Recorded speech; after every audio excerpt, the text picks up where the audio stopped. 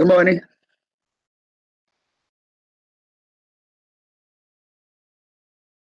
Morning. Good morning. Good morning, everybody.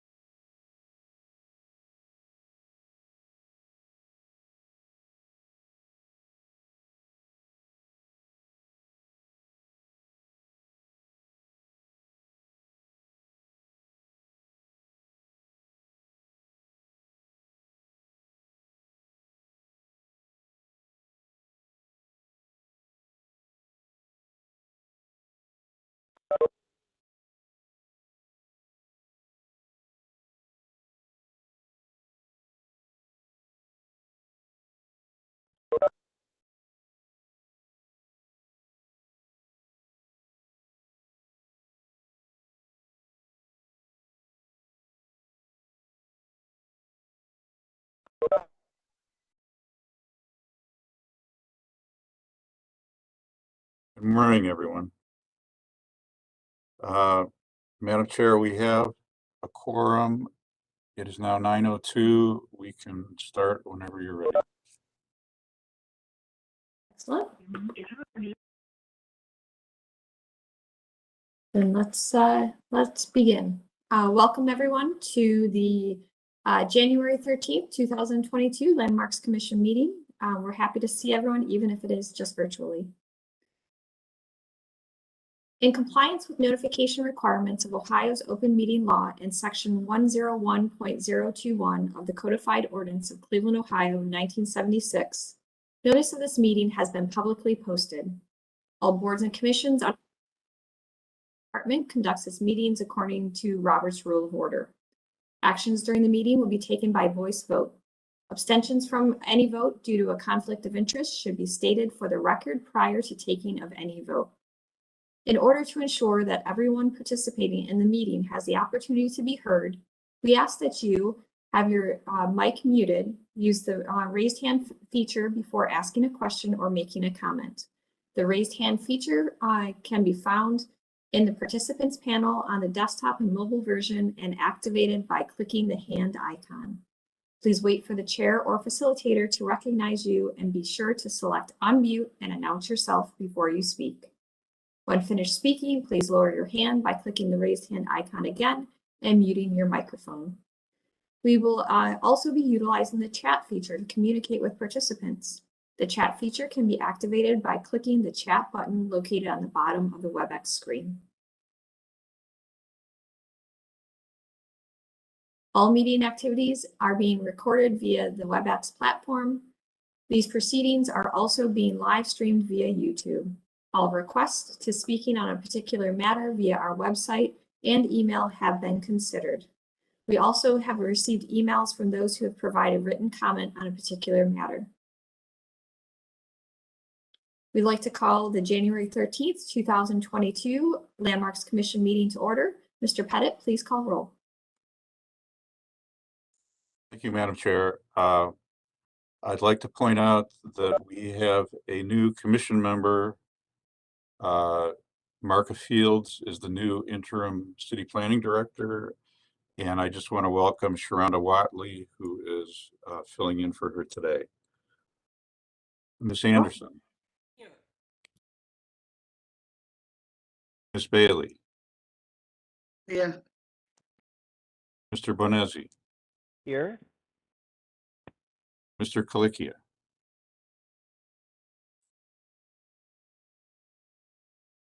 Mr. Dryer. Here. Mr. Strickland. Here. Mr. Tarasik. Here. Ms. Trott. Ms. Watley. Hello, here. We're also joined today by Kevin Roberts from the Law Department, staff members, Carl Brunges, who is the host of the meeting, and also Emily Spezia-Schwifts, who is our AmeriCorps member for this year. Madam Chair, we have a quorum. We'll begin with our certificates of appropriateness then. I'd like to ask our first applicants to use the raised hand function to announce yourself, unmute your mic, state your name to announce yourself, and then tell us about your project. First case is located at Brooklyn Masonic Temple Lofts on Pearl Road at 3804 Pearl Road. Hi, I'm Jill Brandt from Brandt Architecture. Welcome. Thank you. You have seen this project previously. We are restoring the Masonic Temple to be have 2 retail units and 26 residential units. As you know, it's a beautiful building, but it's been vacant for some time and needs a little love. We can scroll through the slides. This is a rendering of what the exterior will be looking like. This is its current state. As you can see from the front elevation on Pearl Road, the storefronts are in pretty bad shape. All the windows need replacing. Coming around the side to Garden Avenue, the photo below. Again, we're going to be replacing all the windows. The windows on this side will match the front to be double hung style. And just a lot of cleanup. This is the south elevation. It's blank wall right now. And we will be adding some windows. And I think that is something that we discussed at our previous meeting as well. And then coming around the side, you can see the courtyard area. That fence is owned by McDonald's, but we'll be adding some landscaping and some features on the interior. And then the photo below is the south elevation. Again, we'll be adding some windows on that south wall. And then you can see what we're calling the auditorium side. That upper level of windows has those really short windows. We'll be enlarging them to be the length of the one on the far side, so they'll all be the same height. Let's see the next slide. This is just showing, we have some photos from a previous developer from 2004. Some photos of what it was when we first acquired the property. And then now that we've done some demolition, you can see drastic changes. But when we did start the project, it was a lot of water damage, a lot of mold. So it's looking much better now. We got a lot of that out of there. Go to the next slide, please. This is the lobby. The lobby is actually in pretty good shape, and our goal is just to restore it. It's a really lovely, this building has some really lovely architectural features in the corridors and lobby spaces. Next slide, please. This is just showing one of the tenant spaces. Next slide, please. And then again, this is a little closer detail of some of the architectural features on the front, the courtyard side, and the condition of the windows. Next slide, please.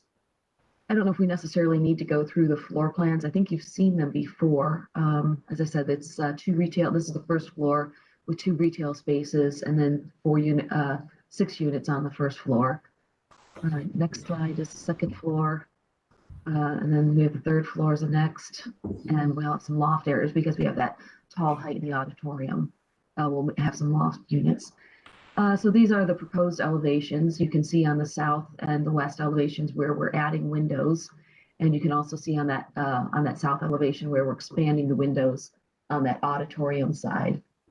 On the front, we're going to be restoring the storefronts, restoring that awning. We'll be adding in some site lighting on either side of both the doors on the Pearl Road side and on the Garden Avenue side. And we'll be adding some down lighting up at the top of the building to highlight some of the columns, the architectural details. And then back in the courtyard site, we'll have some lighting over the doors. We can see the next slide, please. This is showing the storefronts. We'll be replacing the storefronts with aluminum storefront systems and aluminum panels below, new storefront doors with a wider rail. The panels will all be bronze, and the photo below is just showing a similar storefront that we did in aluminum panel elsewhere. That's in Underhill Road. And we'll have wider trim boards on it, but just to show an example that it holds up really nicely. It is low maintenance in the winter, and we did get that approval from the design board recently. The next slide, please. This is showing the detail of restoring the awning. The steel structured frame we believe is good underneath that, just the panels are in bad shape. So we'll be pretty much replacing almost exactly as it is. The only change is we're not running the trim across the front all the way. We're going to have it stop to have a side panel. There is a really interesting little Masonic symbol on the side, which we're going to keep too, which I think is kind of fun. Next slide, please. These are just the windows. We'll be using Pella Impervia in dark brown, double hung. Next slide, please. This is a landscape plan for our courtyard. This will be just for tenant only. They'll have access through the building, and we're adding a new gate with masonry and a fence. And the fence has a dual door. It will be wide enough to open for any service vehicles, but also have a man-sized door, a pedestrian door. We'll be adding some trees and shrubbery, some paving, some seating, we'll have some overhead lighting as well as some uplighting in the trees. If you can go to the next slide, you'll see an example of some plantings we'll be using. And then the next slide, I think, has some examples and inspiration of lighting that we'll be using. So you can see we'll have some uplighting in the tree area, some string lighting, which I think will be a really nice addition to that. The next slide, please. This is showing parking. The parking around our building is is not ours. It's owned by McDonald's. We do have some street parking, and then we have the lots across the street for parking. And there's a home currently there that's in very bad shape, which we would like to demolish in order to have parking access. I think right now this lot is accessed through the church to the north. And if you can go to the next slide, I believe that should be the image. Oops, I don't have it. We did add in, I don't know if I can share my screen. I do have some images of the property that we're asking to demolish.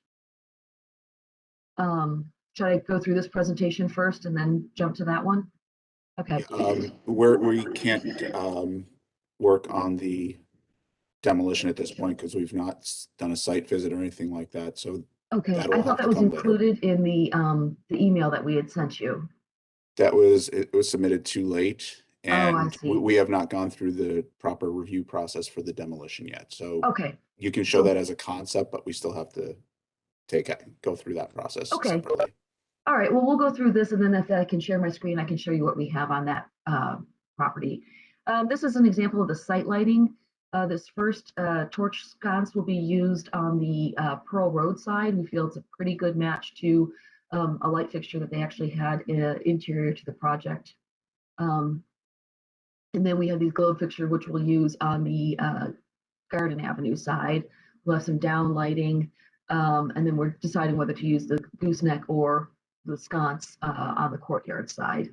But I think that's an example of the lighting we're trying to, at least on the public side, to keep something historic looking. The next slide, please. And this is just a general view of the back with showing the courtyard and the new windows. And I think that might be the last one that you guys have. Yes. So may I share my screen and show you the property? We are not able to share screen Oh, per okay. protocols. So like I said, the garage and the other property, that will have to be a separate thing, and we will guide you through that process later. Okay, terrific, thank you. Okay, well, thank you for the presentation. We'd like to begin with feedback from the local design review committee. Madam Chair, this was reviewed by the Near West Design Review Committee on December 22nd of last year. And it was approved as presented with high compliments. Excellent. Okay, then we will move on to, is there anyone else from the city here to speak on behalf of the project? No? Okay, then we will move on to question. We'll open the floor for the commission for questions and comments. Ms. Bailey.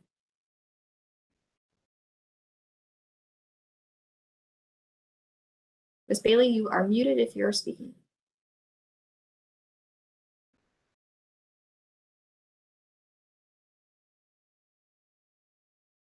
All right, let's move on to Mr. Strickland while Ms. Bailey comes back to us. Thank you, Madam Chair. I would like to first start by commending the developer on rehabbing this beautiful building. I'm myself working on a historic home in Old Brooklyn, and I pass this building at least twice a day on Pearl Road. And so it's wonderful to see the level of restoration that will be accomplished with this project. I have a question about the storefront. The architect's presentation included pictures of what's anticipated as the replacement storefront, but I would like to see if there's any existing photos of the existing storefront so that we can evaluate existing conditions versus what's proposed as a replacement. Yeah, so this is the existing storefront in this photo that's shown. The top three photos are the existing storefronts. And that's wood construction? Yes, that's correct. And so there's three panels below. What's the dark band above? I believe that this is a signage panel. So you can see the photo on the right-hand side and the photo on the left-hand side, they're different, unfortunately. So we I think the ones on the right-hand side are probably more historically correct to what was original, as opposed to the ones on the left. So we modeled our version off of that. All right, so you've attempted to replicate essentially the lines of the historic storefront with the Yes. replacement, That is correct. both at the transom, the head panel, and the bulkhead? Yes. Would you like to see the screen again, the slide of that? Yes, please. One more. There we go. So you can see we have three window panels with the storefront panels below. This is the angled piece, and then the storefront door, and then we have the signage panel across. It's in two parts, one over the street, the windows facing the street, and then a secondary one over the entry opening. Yeah, I see that. I see that now.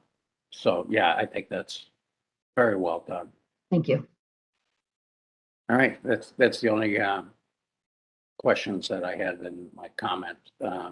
Again, commending the developer for this project. Thank you. Thank you, Mr. Strickland. Ms. Bailey, are you back and can give us your feedback? Ms. Bailey, you're muted. No, you're not. Can you hear me now? Yes.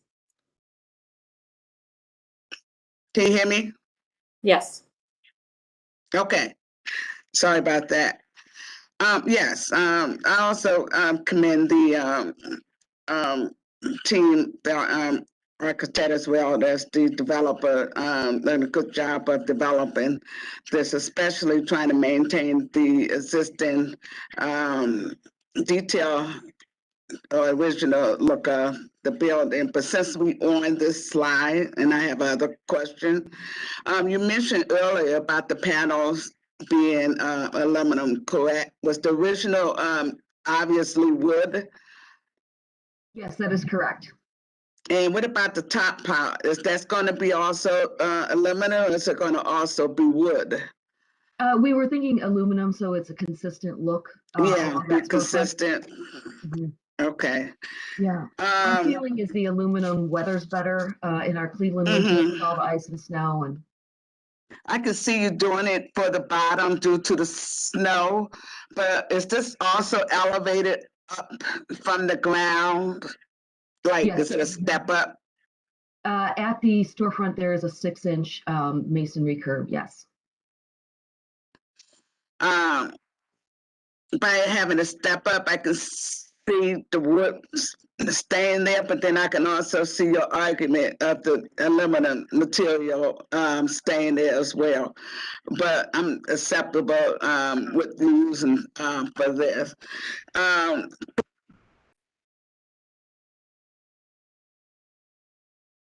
Just can we go to the slide that's showing the existing condition of the building? That's, I could just pick, that's fine. I understand you mentioned that building was in bad condition and a lot of the windows is being replaced, but I didn't hear you mention about masonry. So is the masonry in good condition? Or are you doing some top pounding? Yes, where needed, it'll be cleaned up. You can see some of that back courtyard area is not looking so good, so we'll be cleaning that up. Most along the front is in pretty good shape. You can see right by the front entry, there's a piece of the base that needs to be repaired, and I think there's another piece on the corner that needs to be repaired. So we are in progress with so that it's sort of a composite material with a ceramic veneer over it. So we are in the process of finding someone that can then help us with that. But yes, their intention is to clean up the masonry where needed. I'm gonna leave that information up to the commission. If that's, I don't know how much square area of that repair, if that's something that needs to come to the commission or staff to review. If it's a significant repair, that's something that may have to come before staff for review. What about the roof? And the roof, is that also in good condition and downspouts or anything? That is all being replaced, and they have already gotten that permit because that had to be done. I think it was early this fall that was completed. That's correct.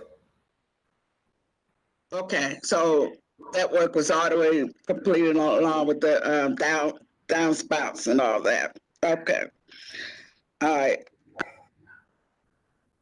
As far as the window, I didn't hear you saying what type of window material it is that you're replacing, and also on the blank walls. Could you just explain? I did hear that you mentioned an auditorium, that you're putting some new windows in there. Some other areas, could you explain just briefly what interior area you're putting new windows in? Sure. All the windows are going into bedroom areas. They are going to be Pella Impervia fiberglass windows in the bronze color. And if you want to go to the elevation image, yeah. There we go. So you can see on the south wall, there we have 4 windows right here. Those are all new and those are all in bedrooms. And then on this west wall, these are all new windows, also going in bedroom areas. And what type of material is it, the windows? Fiberglass. All right, thank you. Also, for the awning, and I appreciate you restoring and keeping the existing awning. I didn't hear too much about the lighting on the awning. Could you explain more in detail about how the lighting on the awning going to be? Yes, it'll be recessed lighting underneath the awning. I think we have 4 downlights in there. Are you going to have any? I think I heard you say you're going to have some digital type of signage on the side or something. Only on the front, we'll have some, I think those are going to be backlit pin letters. And then we'll be adding some sconces. You didn't say too much about your signage, but could you go to your gate fencing? And I don't know if Carl can zoom in. I was just looking at the support system of the arch on top of the pillar. And I'm just wondering what's being support of that arch right there where it says the lock of the pearls. And Let me see. it's just part of the for us to vote on, or is this something separate? Could you explain that in detail, what type of material it is and what it's being supported on? Sure. I'm assuming that's masonry pillars. That was designed by our landscape architect. So I'm looking at her construction drawings, and it says a 2x2 square tubing, color black, surface mount to cap. All right, I'm not seeing like the height and the size of it. Oh, okay. Or more detailed information on that. So Sure. I don't know if that information needs to be shared with staff, or I'm gonna leave that up to the commission, whether that's something that needs to be voted on. So those are my comments. Thank you very much.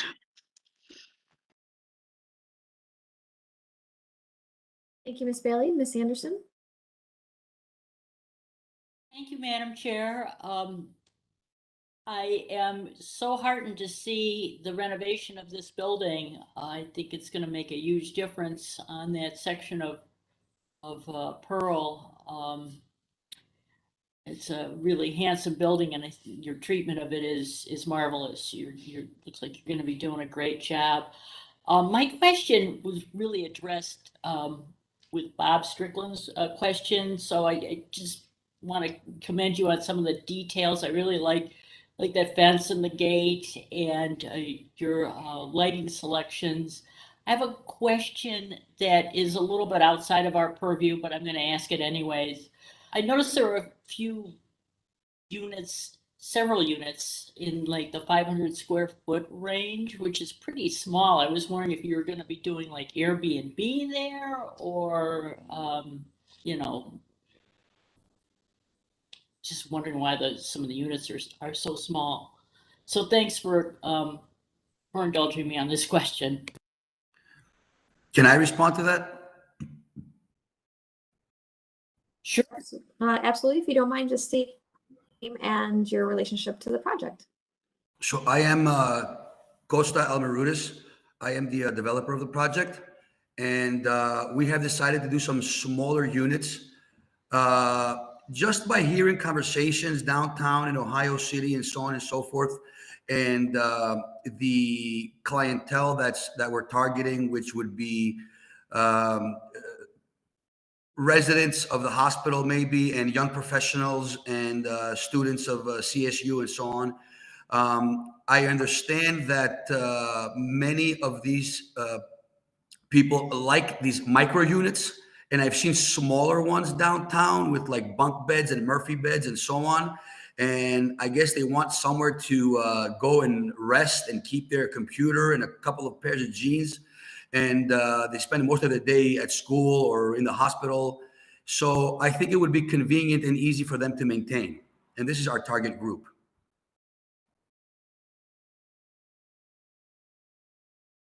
Ms. Anderson, does that answer your question? Yes, it does. Okay, thank you. Any additional questions or comments from the commission?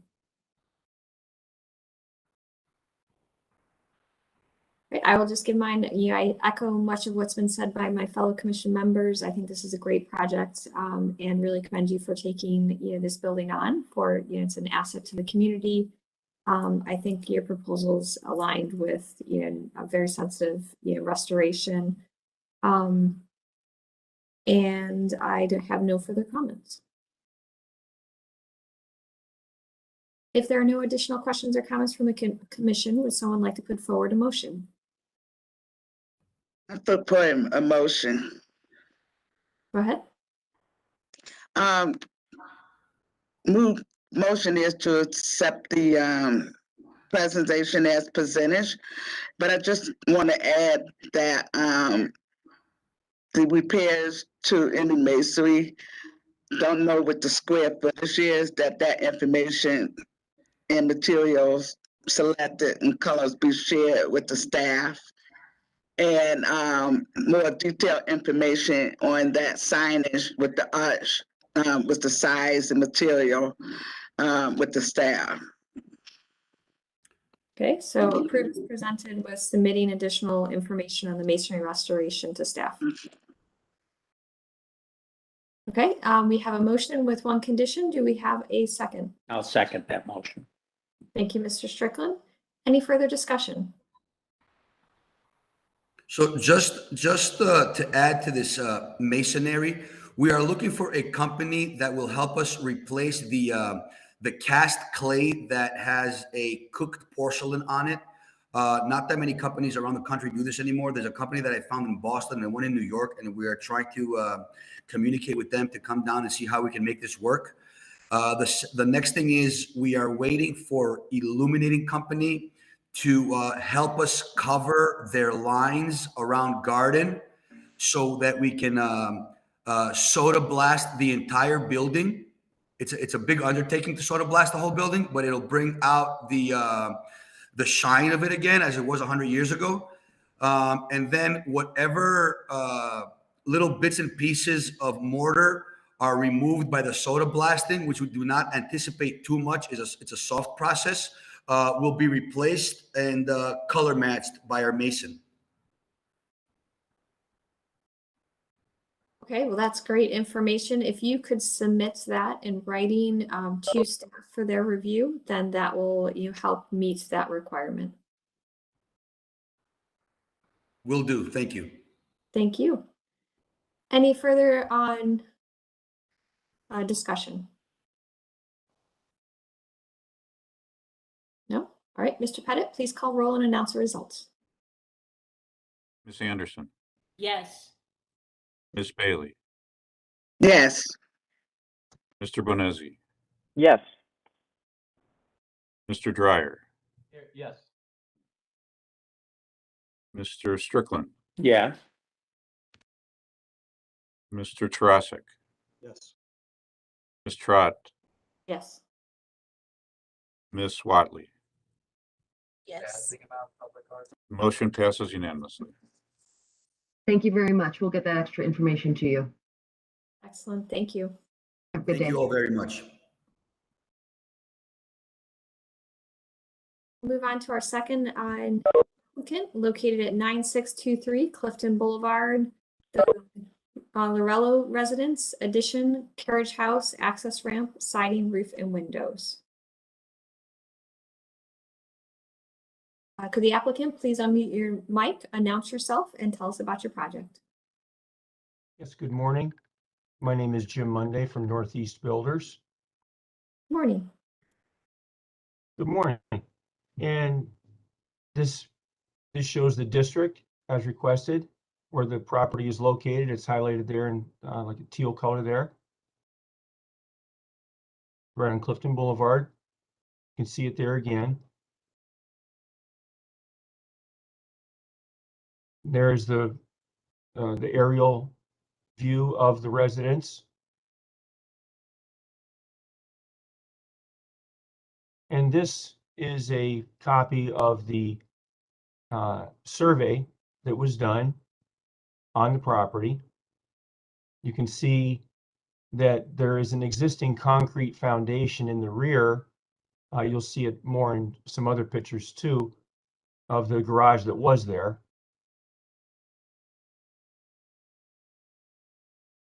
This view shows on the left, the aerial, you could see what they're proposing, what they would like to have is an addition added on to the rear of the home.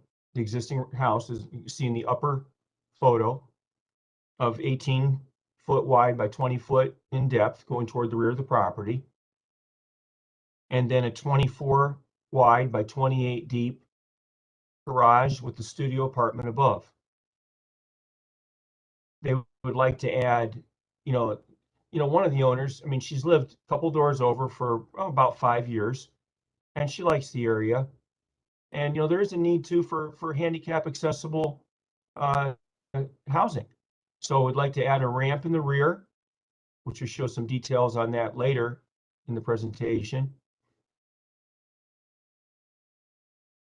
And we'd like to change in this picture here shows a better view of the first floor, first story views, and the second level view of the studio apartment above the garage that they would like to have.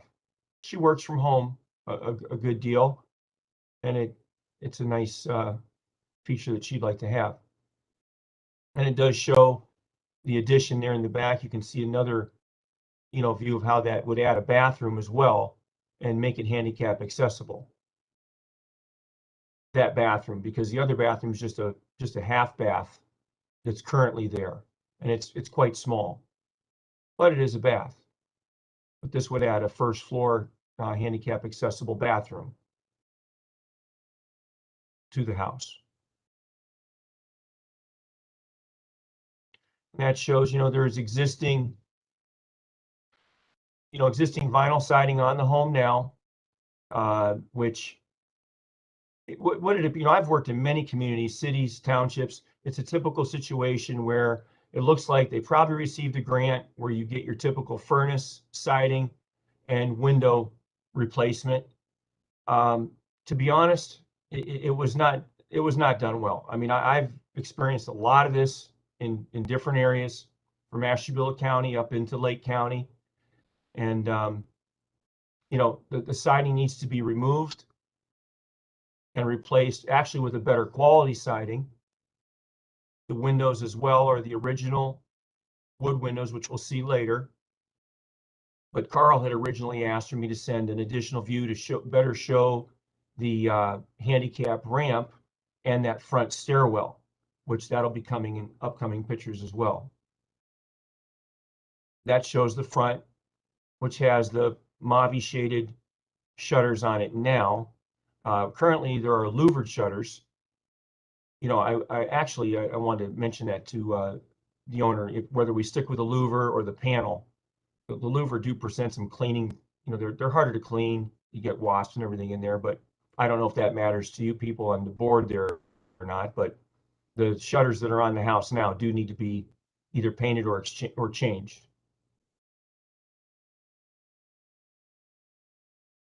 There's the rear view. That's the rear of the garage there.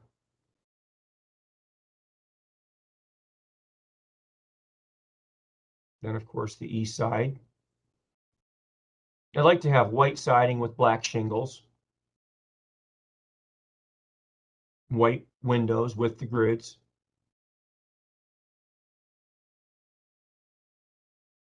And there's a better view of the ramp,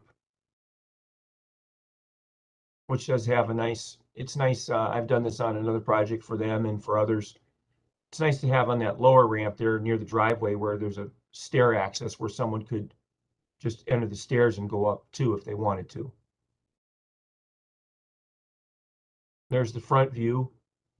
We're going to try and repair that stone that's on the front. It does need some repair. As you can see, the shutters, really you can see that the house needs some attention. And the owners do like the railing. It's a really nice looking railing. It has that hammered look to it. The interior on the stairwell, it also has a hammered look to the railing. So we'd like to save that railing if possible.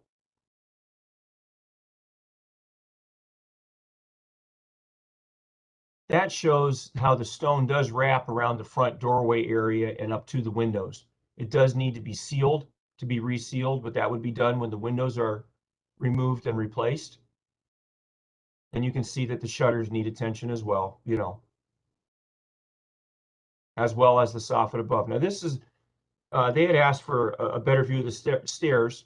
Now that lower block down there on the first riser, I removed that and looked under there. That's hollow and actually is like a hole that goes down in.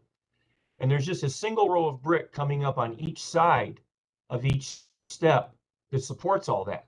I'm not real comfortable with that. You know, I didn't obviously take it apart yet at this point, and you can see that the second tread is cracked where on each side where they tried to mount the railing.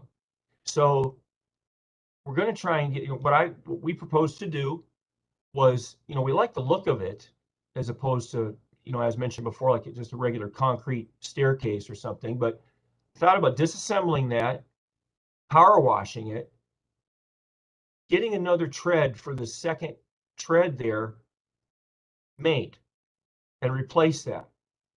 Try to keep some of the character. And then after it's power wash, you know, reassemble that and replace the walk that's in the front. Clean up that railing and try and preserve that.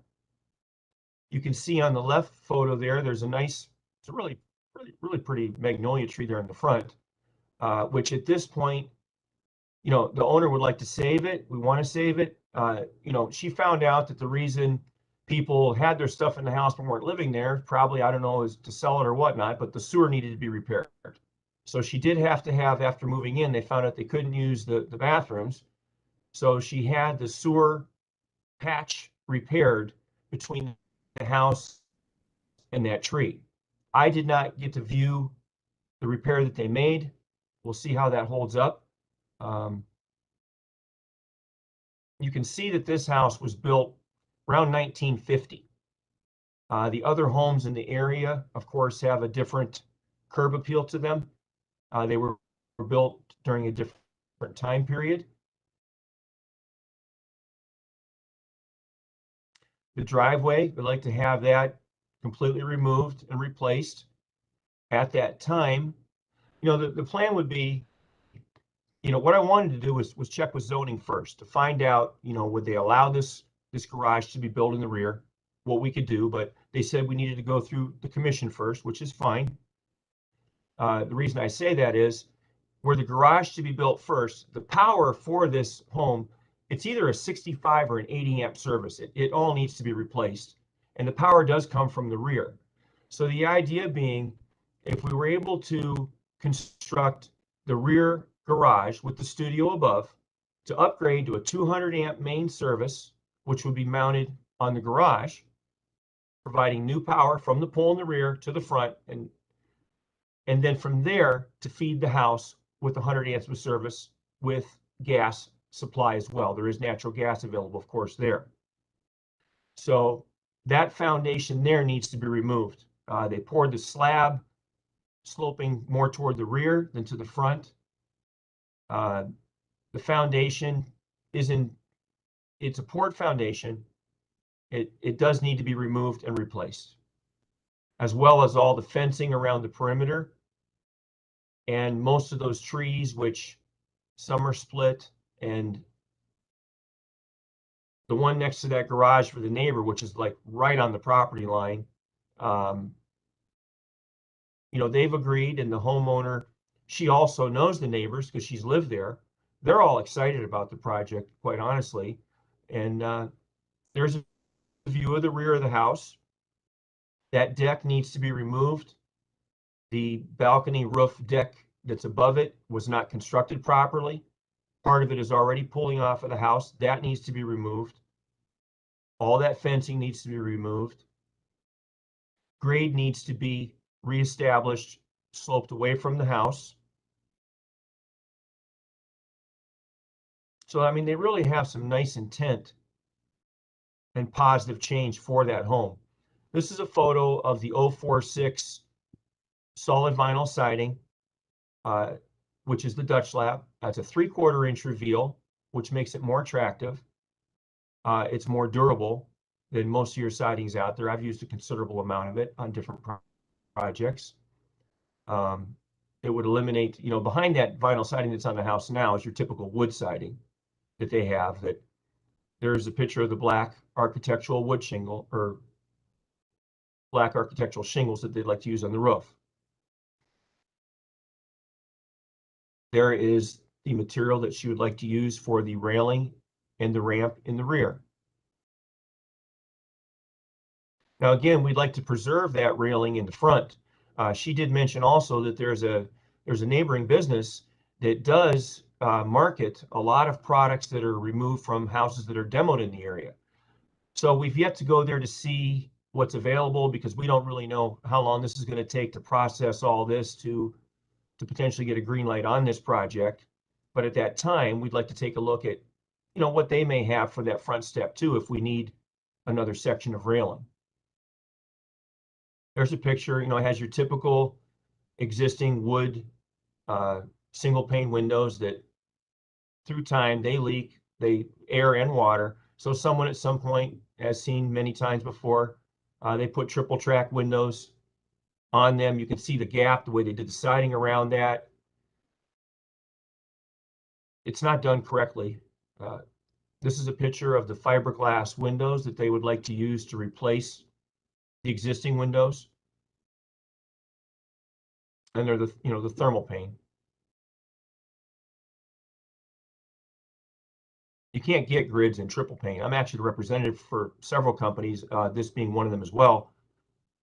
And you can't get the grids in the triple pane unless you, now the simulated divided lights, they are more expensive. It was mentioned, and I'm sure it's in your notes, that they would like the idea of possibly maybe the exterior grills instead of the GBG, the grids between the glass on maybe the front portion. Those would cost approximately $200 more per window if that was required.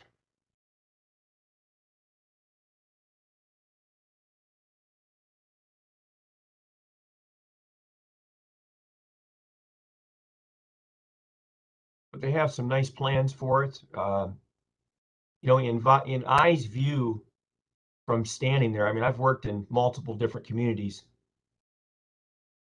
There's a lot of repair that needs to be done throughout the neighborhood, and slowly but surely, I mean, this would be a nice project, I think, for the neighborhood.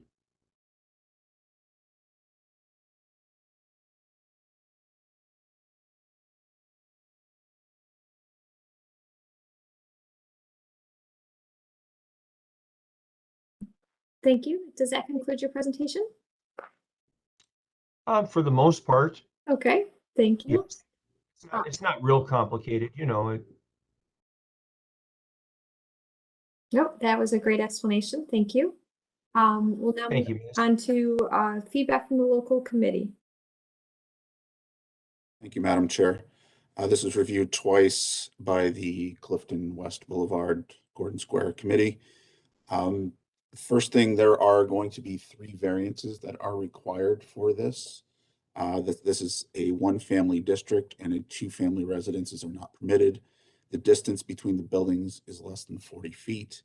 And the minimum floor area for the proposed unit above the garage is less than 950 square feet. The committee had no issue with the carriage house as it was presented. They noted that there are other duplexes on this street, so there are other 2-family uses throughout. They mentioned that the windows on the front facade should have the exterior grids for character and use a half screen. They confirmed also that the carriage house height, although it is equal or less than the main house, it does seem a little bit out of scale in the drawings, but it is the same height. They put the It'll be pretty interior close. stairs. So the motion was to approve as presented with the front windows, approve as presented, recommending that the windows on the main structure have exterior plate divisions and to support the variances required for repairs. Thank you. Okay, thank you for that feedback. Do we have? Okay, we will then open the floor to commission for questions or comments.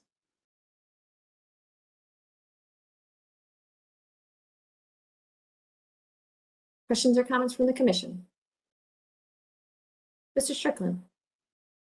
Thank you, Madam Chair. Again, I want to commend this, the contractor and the homeowner for taking on this project. I personally would be supportive of the variances required to accommodate the construction of the carriage house in the rear. I don't think it will detract from the herb appeal of the property. I also would go along with the recommendation that the exterior muttons be applied to the windows on the front of the house. I have a question for the contractor regarding the front stairs. Is there a frost slab under those stairs? And do you anticipate, if there isn't one, building a frost slab to support the reconstruction of those front stairs? When I pulled that lower front stone out of there, it's actually a hole in there and there's a lot of leaves and debris. I couldn't reach down in there to see if there's a slab down there or not.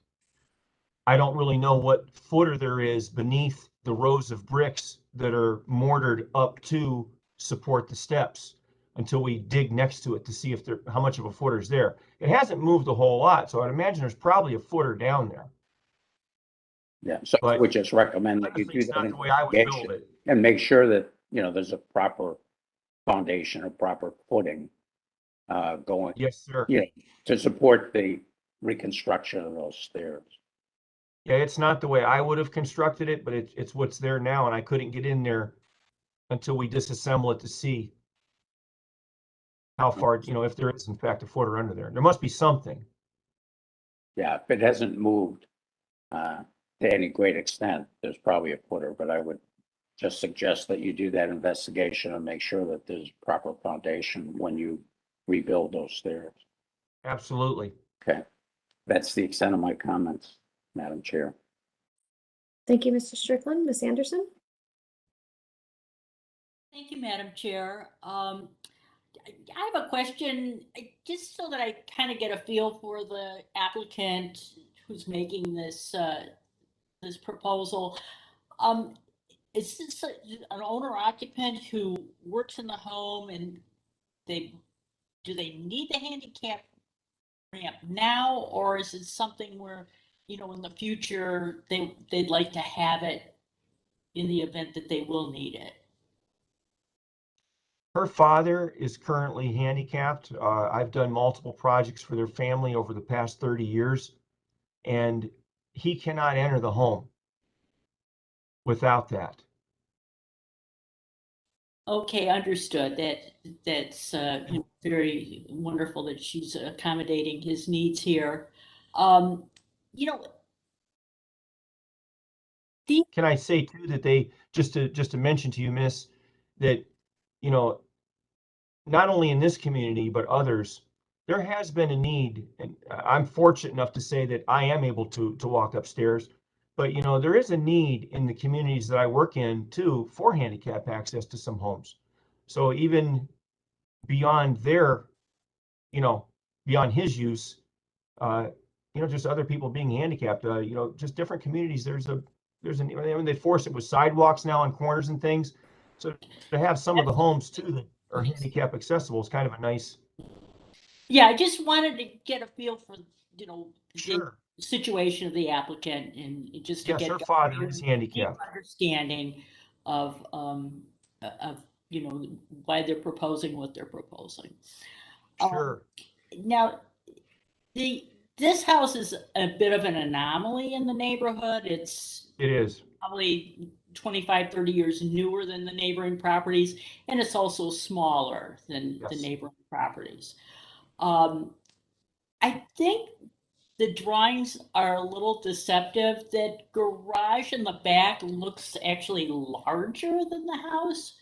which when I calculated the square footage based on the measurements you gave me, it's not. It's probably about the same size as the main house. Just maybe slightly larger, miss. maybe, okay, very slightly, because I think the house is like 1,325 square feet and the garage is like 13.6 or, something like that. Yeah, it's about 26'8" wide, 25'4" deep without the addition. All right. So it's, because it looks like it's overwhelming the house. I suspect it's not, especially since you are going to be putting the addition on, but that's my concern, is the scale of the garage to the house. And again, it just might be more the drawing than the actual structure. And part of the idea. I'm sorry, miss, go ahead. I wanted to ask about the window trim, I guess on both the house and the new garage with dwelling unit. Right now, the siding that's on the house, the vinyl siding, goes right up to the edge of the windows. There's no trim around the windows. It looked to me in your drawings like you are going to have some trim, which I would think the original house probably did have some window trim, banding around the windows, as opposed to those siding reaching right up to the edge of the window. Yes. Two things I'd like to say, and I appreciate what you're saying, and I'll let me explain. Number one, when you're at this house, you're correct. It's like a house that's out of place.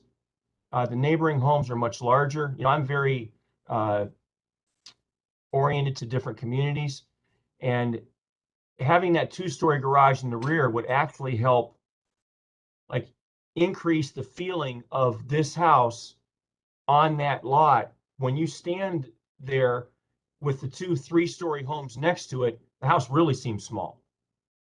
So it seemed like, I kind of like the idea. If you go back to one of the photos, you'll see, yeah, there you go. You see the 2 neighboring houses, they're large. They're larger 3-story homes. So as far as the garage, seeming like it's larger than it should be in the back, it really, both structures will still be considerably smaller than the neighboring homes. Yeah, my concern is the massing of the garage is going to overwhelm the house, but I think that the drawings are a little deceptive, and hopefully, being that it's at the back of the property, it's not going to, kind of loom over it. Yeah, that one view does make it appear like the back, the garage is larger. They're going to be approximately the same height when all's said and done. The grade of the house, if you look around the perimeter of the foundation, there's approximately, on the side door entrance, you can see approximately 20 inches of the foundation. So you will not see that much of the foundation with the garage. So, and the grade does go up as you go to the rear of the property, as it should, to drain some of the surface water from the rear. So it would look, in the end, approximately the same height as the house. Very close. And my last comment is regarding the windows in the front. Yes. I'd just like to see the mullions applied to the exterior, and for the mullions to duplicate what is in the existing wood windows. So that's Yes, the last of my comments. We can do simulated divided lights, where those would be on the exterior. None of the glass manufacturers at this point, the company I represent with those two, the same thing like in Richmond, Virginia, and some of your other actual commercial areas where the exterior mullions are required. Of course, now with all these vacancies and budgets, they're going to have to start, there's a lot of things they're going to have to change. But anyway, with these windows, I'm glad you have this picture here. I brought up to the homeowners, I treat everybody like my family. So, I let them know, if you look at the house to the east, you will see the type of siding that is underneath this vinyl siding. It actually presents a problem. This has exterior wood siding and then like a Homosote Celotex board beneath it, and then your stud walls. It presents a problem when you reside these homes. Most people do not realize that whenever you vinyl side a home, any place there's a window or a door, water does get, and we do a nice job applying our channels, but water gets behind there. So you have to have a water barrier behind that. It's difficult to do like this. So I've talked to the owners a bit about what would actually be involved to do this. And even discussing that with them, you know, she likes this area. She's lived there for about the past 5 years, and they still want to proceed with that. It's an investment. Otherwise, you're going to get what you have there. We're losing some of your presentation. You're kind of cutting in and out. At least I am. I don't know about the I'm other sorry. people. Yeah, it's the technical difficulties. What can you do? I'm sorry. Can you hear me now, miss? Yes. The windows and doors, anytime you re-side, see, you never want to just continue to paint your wood siding. Why? Because none of these homes have exterior vapor barriers. So the moisture travels with heat. We're predominantly heating in this area. So when that warm air goes through that wall, it makes the paint blister off the outside of the house. So if, whether you paint in the sun or the, you know, I could elaborate more. I'm not going to waste your time. But that's why you end up vinyl siding this, because no one can afford the maintenance and to repaint their house every so many years. As in some of the houses across the street, it depends on who's doing their work, whether they'll tell them what's really going on or not. But with this house, the vinyl siding is a nice attribute, especially with the siding that they would like to use. It looks much nicer than this, but the challenge is waterproofing around the windows and the doors. To do it correctly, it's a large expense. And I've already discussed that with them. So, you know, it's up to them to decide where they want to be budget-wise. Just like when I build a new home, I can build a new home for 10 different price ranges. And your third and fourth time home buyers, you know, they want to hear these things that I have to say. Others that are new, they don't find out till their home's already built. So with this reside, there's some options available. Right, sir, can I just get us back focused on the presentation and the questions at hand so we can keep moving here? So I appreciate the insight and your experience related to the windows and the depth and the investment that the owner is making here. So could we just continue focusing on the windows so that we can get your full review completed here, if that's okay? Yes. Well, how we're going to treat those windows is going to partially depend upon how much money the owner wants to spend once they find out about the variance and what we can do here, because the siding is already falling off. You can't vinyl side over the wood that's there, so it's coming off now.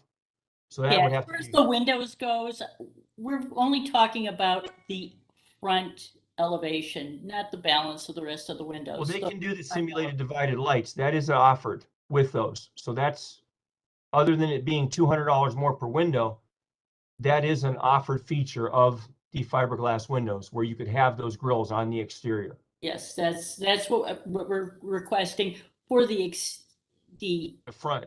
front Yes. elevation. Yes. I made a note of that, and I mentioned it to them last time when they had suggested. Any additional questions, Ms. Anderson? No, that would be it. Excellent, thank you. Additional questions or comments from the commission?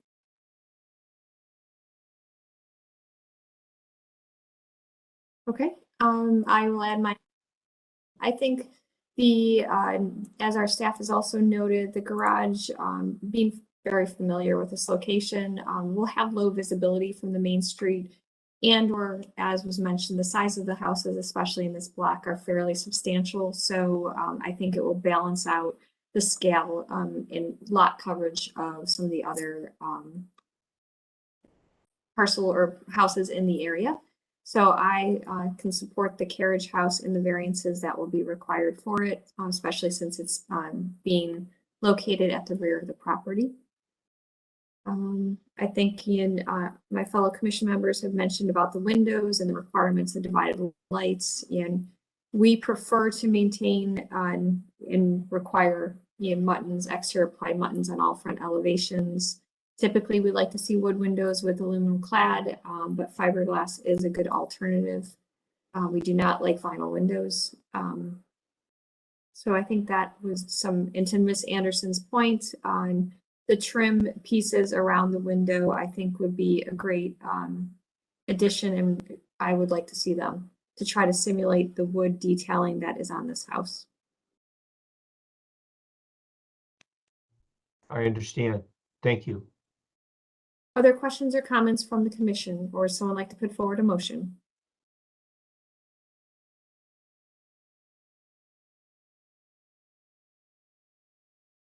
Doesn't seem like there's other questions or comments, so would someone like to put forward a motion?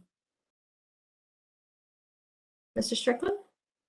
Thank you, Madam Chair. Yeah, I'll move to approve the project as presented, excuse me, with the stipulation that the front windows include simulated divided lights with exterior applied mutton. Thank you. And can I suggest on adding the addition of requiring trim around the windows to simulate the existing detailing? You're on mute, I Mr. understand. Strickland.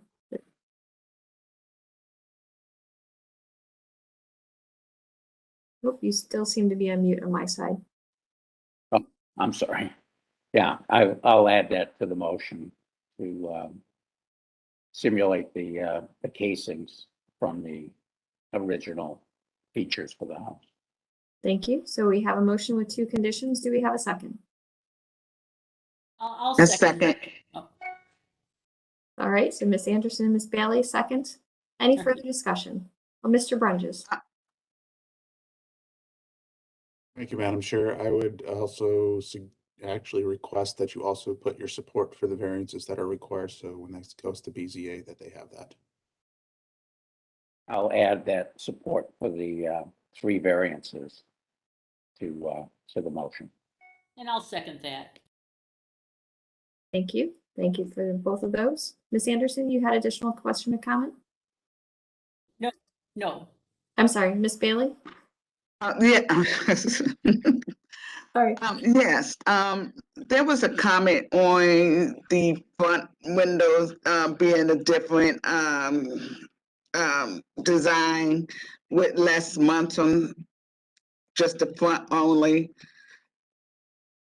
I think the comment was that That also, the muttons will be exterior applied to match the existing on the front. is that in the motion? Yes, I included that in the motion. Thank you.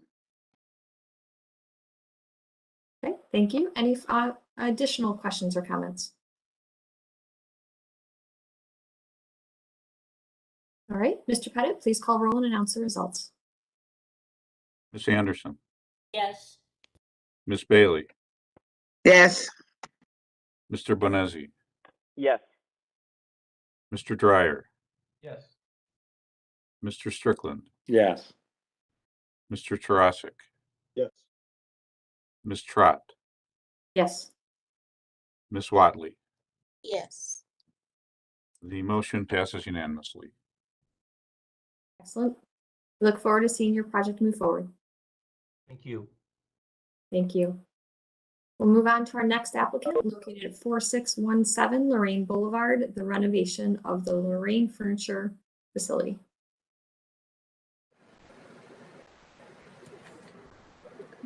For the applicant, please unmute your mic, announce yourself, and tell us about your project. Good morning. Can you hear me? Yes. Hi, my name is Eugene Pallas. I'm the owner of Lorraine Furniture and Appliance at 4617 Lorraine. Just to clarify, I'm asking for forgiveness and your blessing as I already completed this work. Basically, what I did was I replaced the storefront glass, which is a single pane wood style, with a more modern aluminum bronze insulated glass system and a new door. At some point in the early 1920s or 30s, this building was converted into two storefronts. and at some point in the 60s, it was one of the doors was blocked off and it was kind of deconverted back to one storefront. I brought the building back into 2 commercial units. As you can see with the new elevation there, that opening was existing. I did not do any demolition or construction work. I just replaced the glass and installed new doors.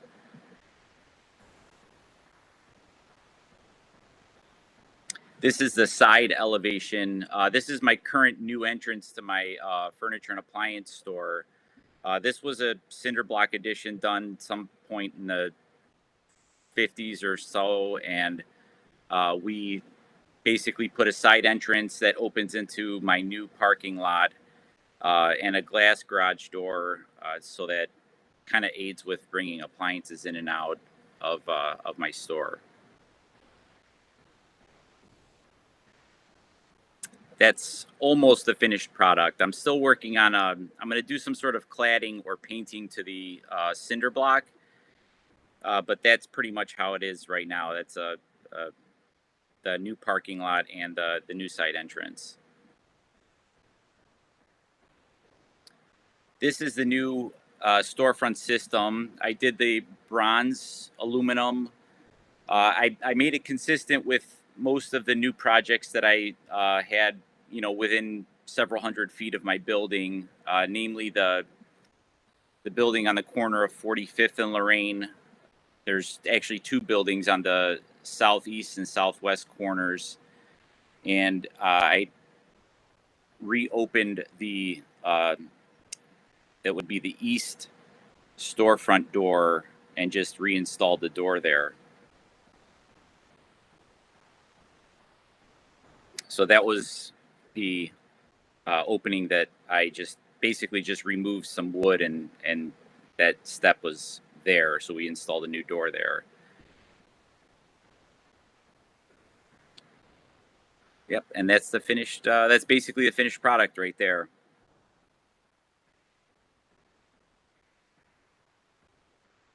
Yeah, I think this is the build sheet of when they converted it into 2 storefronts. I'm sorry, my eyes are not working that well. I believe this one was in the 40s it was done. And that shows the other additions that they put in the rear of the building, which is my current space in the garage warehouse area in the back. It's the next slide. So this picture on the left is from 1960. As you can see, there was 2 storefronts there. Unfortunately, the milk truck is blocking, but you can see the signage above it where it says "Eat." That used to be a restaurant. And then the right side was a surplus store of some sort. The picture on the right shows my building before renovation. And you can notice that the original step at the bulkhead is there, just covered up. And the original storefront system, well, not original, but the existing storefront system was just a single pane, very inefficient window system. Is there a next slide? That's it.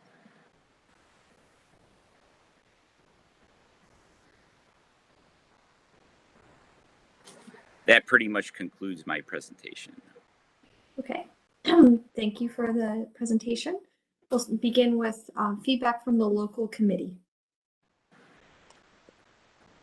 Good morning, Madam Chair and members of the commission. Happy New Year. Nice to see everyone on here again virtually.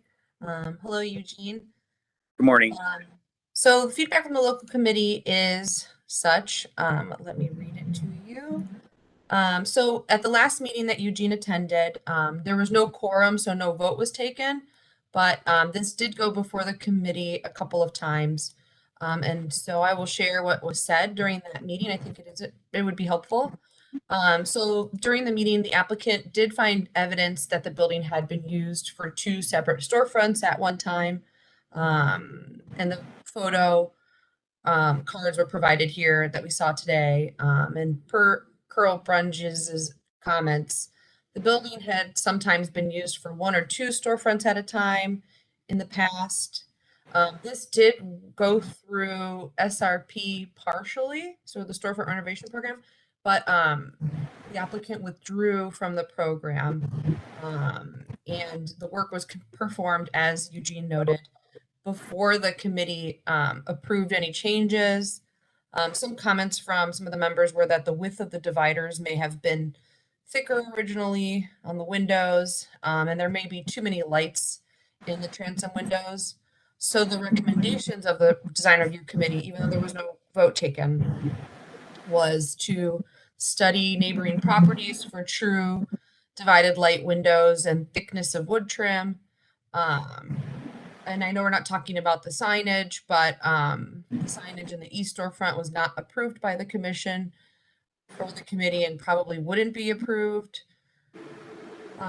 And then the recommendation to Landmarks to disapprove the storefront until further studies of true light dividers and trim thickness can be considered. And then I saw today that Eugene added something about the side entrance, and I don't remember any of the masonry being discussed or cladding, but I could be wrong on that. So those are the comments. Thank you. Thank you for that report. We'll move on to a staff report. Mr. Brunches? Thank you, Madam Chair. In going back and looking at the historic maps and such, this building has switched in between 1 and 2 storefronts throughout its history. So it dates at least to the 1880s. It's these here, and then here, and you can see there were changes at some point at the turn of the century, and then you can see, and by 1951, so it's gone back and forth throughout the years. The current storefront, we don't know what year it was put in, likely in the 60s. This is the storefront renovation program concept, which had some thinner dividers.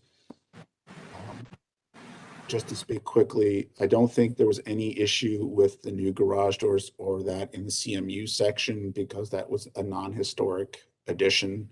So the changes in the back were not an issue. But this was what these were the plans that were being worked off of, but did not go through. And I'm just putting this here for comparison before and after.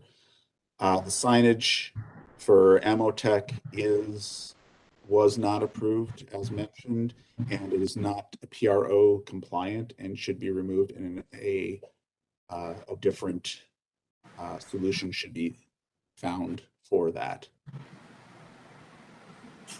So that was all we had, but this is what was proposed originally. Like I said, thinner bars on the lower windows. And I think there still needs to be some repair work done on bulkhead for the tiles as well. Thank you. Okay, thank you for that report. We'll now move on, open the floor for the commission for questions and comments. Who would like to start us off?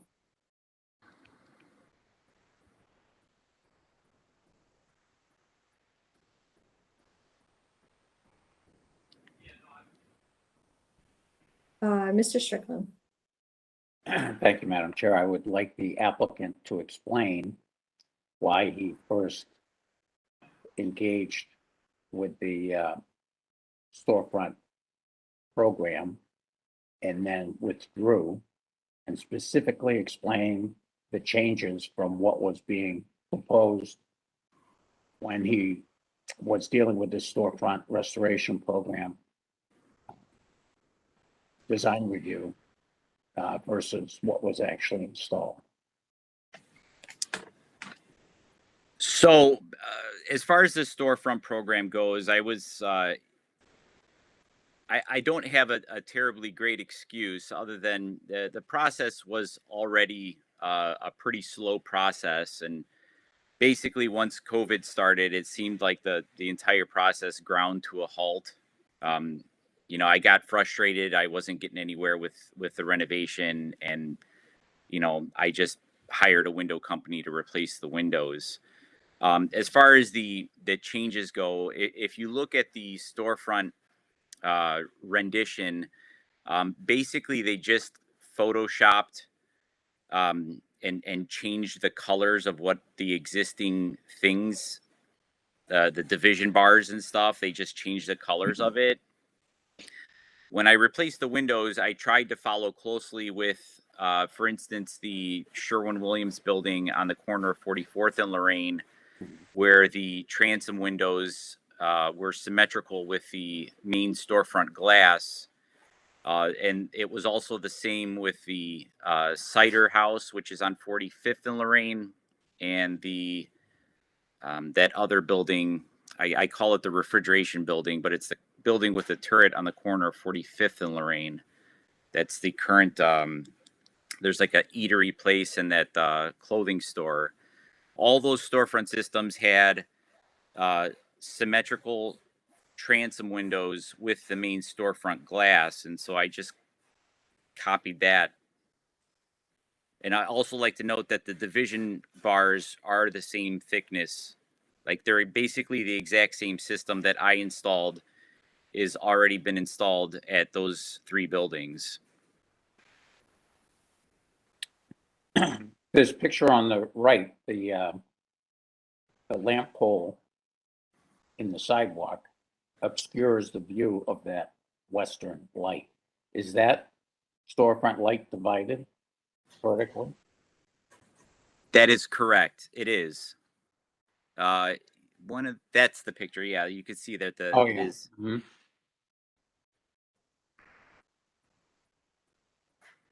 So the transom panels appear to be larger than what was just two lights instead of 3 lights that was originally being proposed. Why'd you make that change?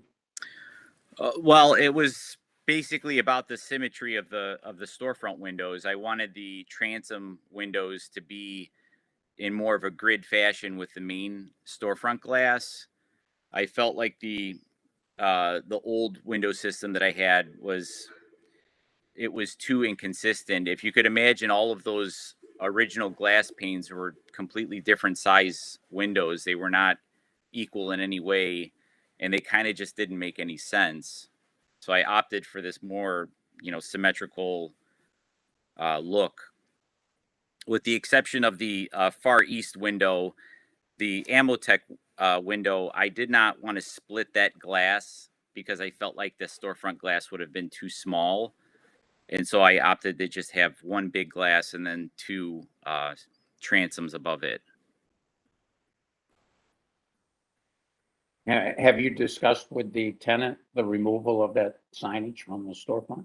I did send him an email. I told him that his so that sign, it's kind of like a self-adhesive thing that he put on the inside of the glass. I told him that that wasn't appropriate and that he needed to apply for a signage permit. And, they said that they would get working on that.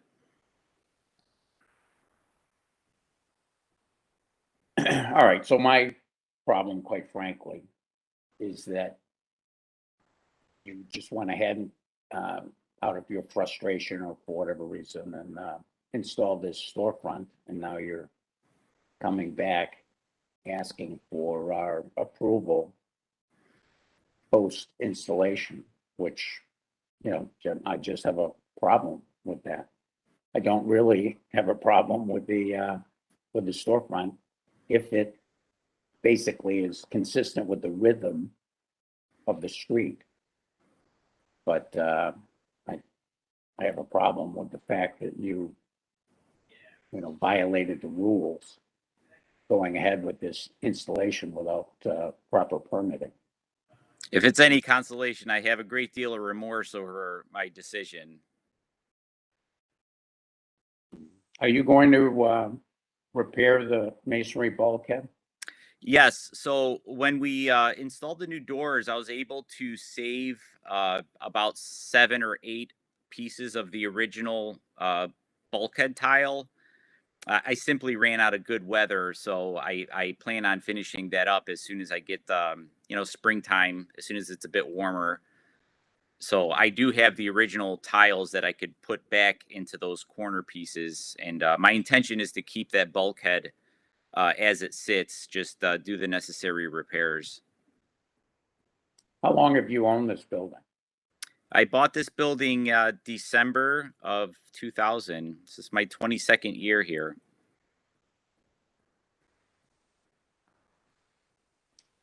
All right, well, I'm anxious to hear the comments of my fellow commissioners, so I'm gonna observe any forecast as to my vote. Thank you, Mr. Strickland. Other questions or comments from the commission?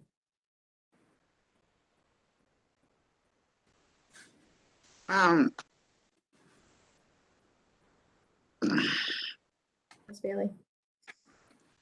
Well, I agree with Mr. Strickland. Another applicant stalling a project without going through the process.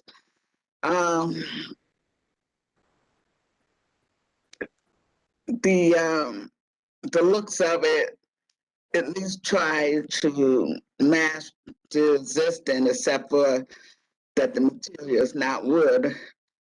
I am looking at the photo on the left as far as trying to be consistent with the protocol piece on the right. In my opinion, I would like both sides to be consistent. Either remove the one on the right or install the one on the left. So that's my opinion on this. That's it. Thank you, Ms. Bailey. Ms. Anderson? Thank you, Madam Chair. Yeah, it's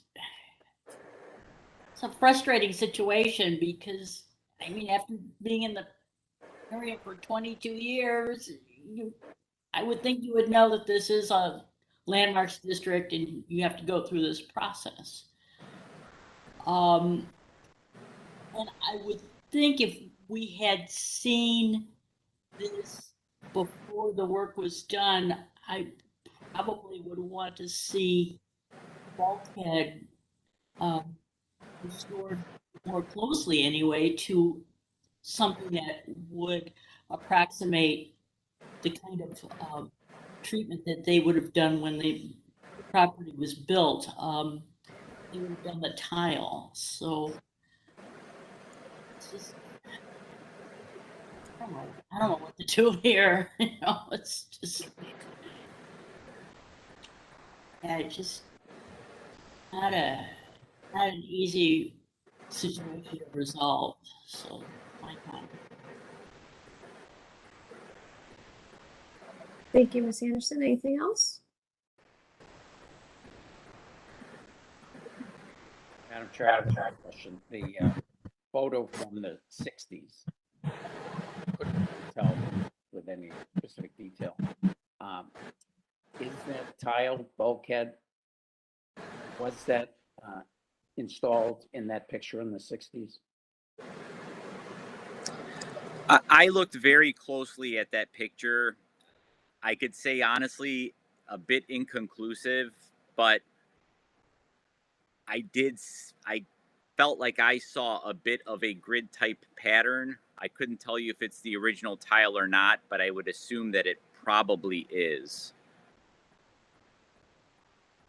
All right, so I would consider that part of the historic fabric then, if there's no other photo documentation of what that original storefront may have looked like.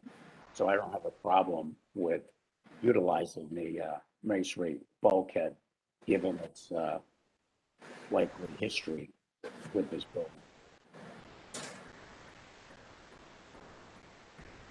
Thank you, Mr. Strickland. Ms. Bailey, Ms. Anderson, I still see your hands up. Do you have additional questions or comments?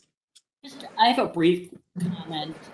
You know, Go ahead. some of those bulkheads from way back had small grid-like windows in them. So, you know, who knows what was there? I tried studying that photo too, and it's, you know, it's pretty unclear what's going on with that building. It's just a fuzzy photo.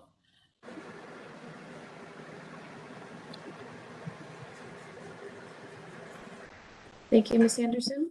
I guess I will give my comments. I'm very similar to Mr. Strickland. I'm torn here. I'm saddened once again that, people have just moved forward with the work, knowing where you are in the district and knowing, what is going on around you. There's a process and a protocol for this area. So I'm frustrated that this continues to come forward because the approvals for the storefront program and the permitting approvals are two different things. I understand, COVID had a big effect on both of those, but just more and more we're being asked for forgiveness. I appreciate the investment in this property because I think this is an area that is, really on the brink of continuing to really refurbish and come back to life. So I think, and we appreciate the investments that you're making with this property. What you move forward with, I think I'm struggling because we just have the two pictures to look at is that, the transom, the bulkhead doesn't bother me because it does appear like that was part of this more historical fabric looking at some of the photographs, but you can't tell, as Ms. Anderson said. The transom is probably what bothers me the most of this design is because previously you had a very deliberate transom that, had a rhythm that it brought to the front of the building. Appear to be, by looking at the bulkhead, aligned with that. Although, maybe one of the corners didn't align with the transom above, it appears that the rest of the glass did. So the new installation is just lacking that detail and that relationship or rhythm across the elevation. Right now it's very random. It definitely looks like a replacement. So that's what I'm personally struggling with. I think replacing the tile is a necessity in that bulkhead. But I'm personally torn because I personally do not like the installation, the transom installation specifically,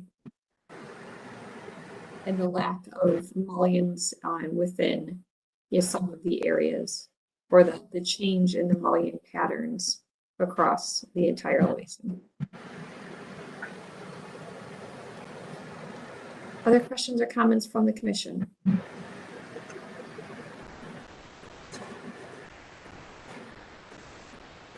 Would someone like to put forward a motion? Mr. Strickland. Thank you, Madam Chair. And I have to just preface my motion with the fact that it's regrettable, very regrettable, and I'm somewhat reluctant, but I would put forth the motion to approve this installation as moved. We have a motion. Do we have a second?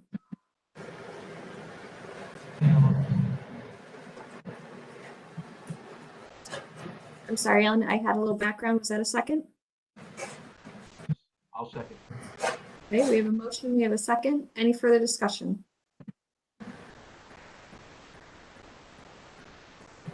Mr. Brunges.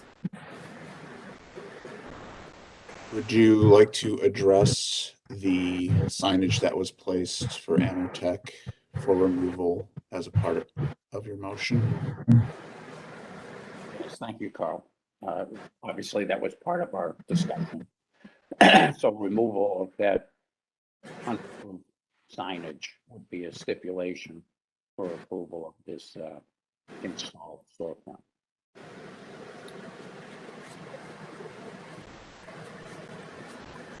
Mr. Dryer, do you second that condition added into the motion? Okay, so I'd also like to add that repair of the bulkhead is also required.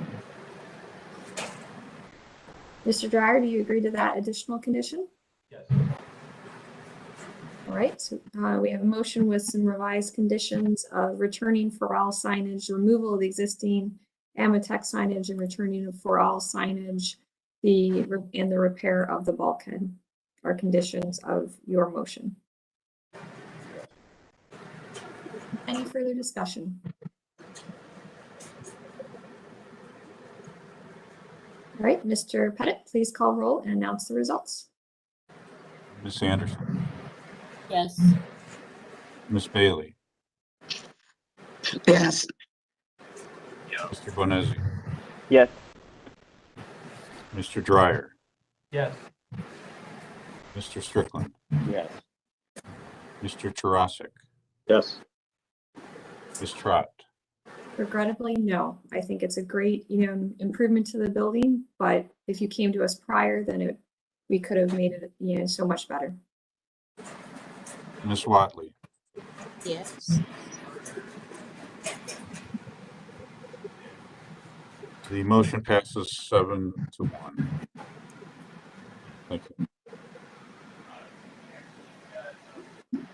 Well, your project has been approved. And we advise you if you make any additional improvements to come to us first, because it is part of the requirement of owning a building in the historic district.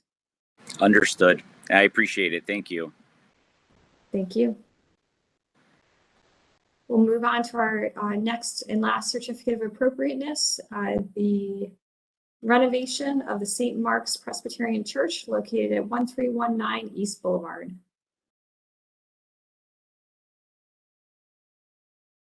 Welcome, Mr.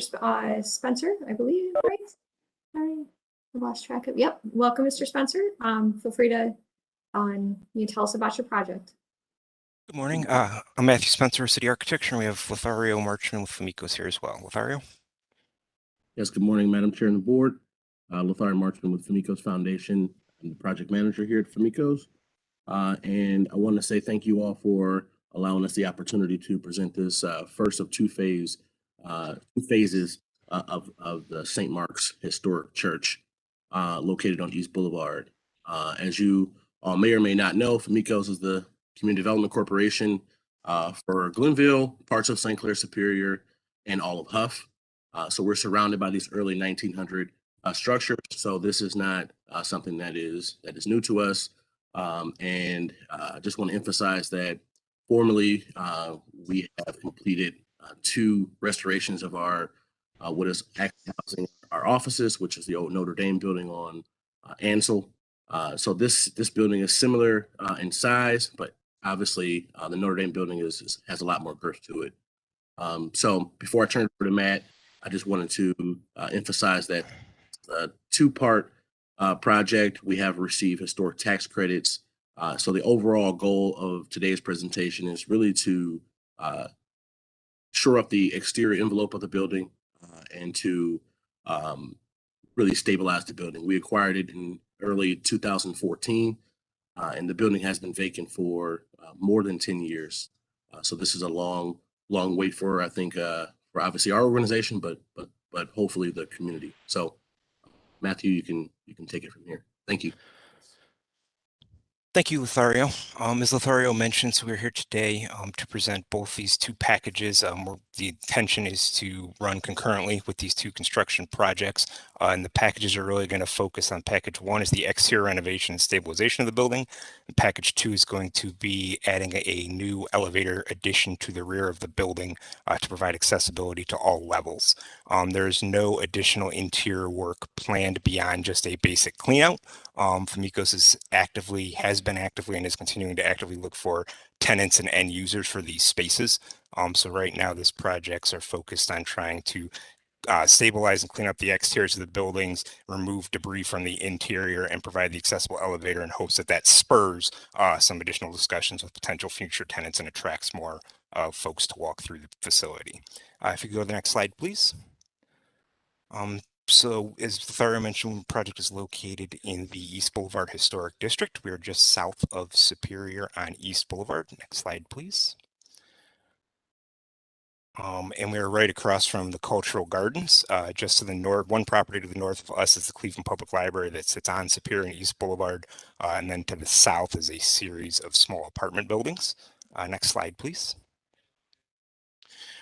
This is a bird's eye view of the existing building. So you'll note that the church, the main sanctuary portion, was built in 1911, and the rear gymnasium and schoolhouse portion was added immediately after in 1912. As you'll see when we go through the existing context photos, they are slightly different bricks that were used, but they were built of the same period. It is a historic structure, and as Lothario mentioned, we've been awarded historic tax credits from the state for these first two packages of the project. Next slide, please. Just some existing context images of the main building. So on the left, the East Boulevard elevation. Much of what we're going to be doing, what you'll see in the drawn elevations, is just restoring what is there.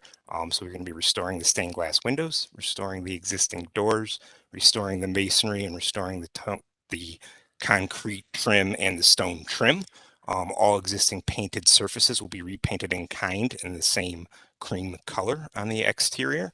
And then on the rear building, you'll see where we go to a sort of a less decorative brick and a less ornate finish.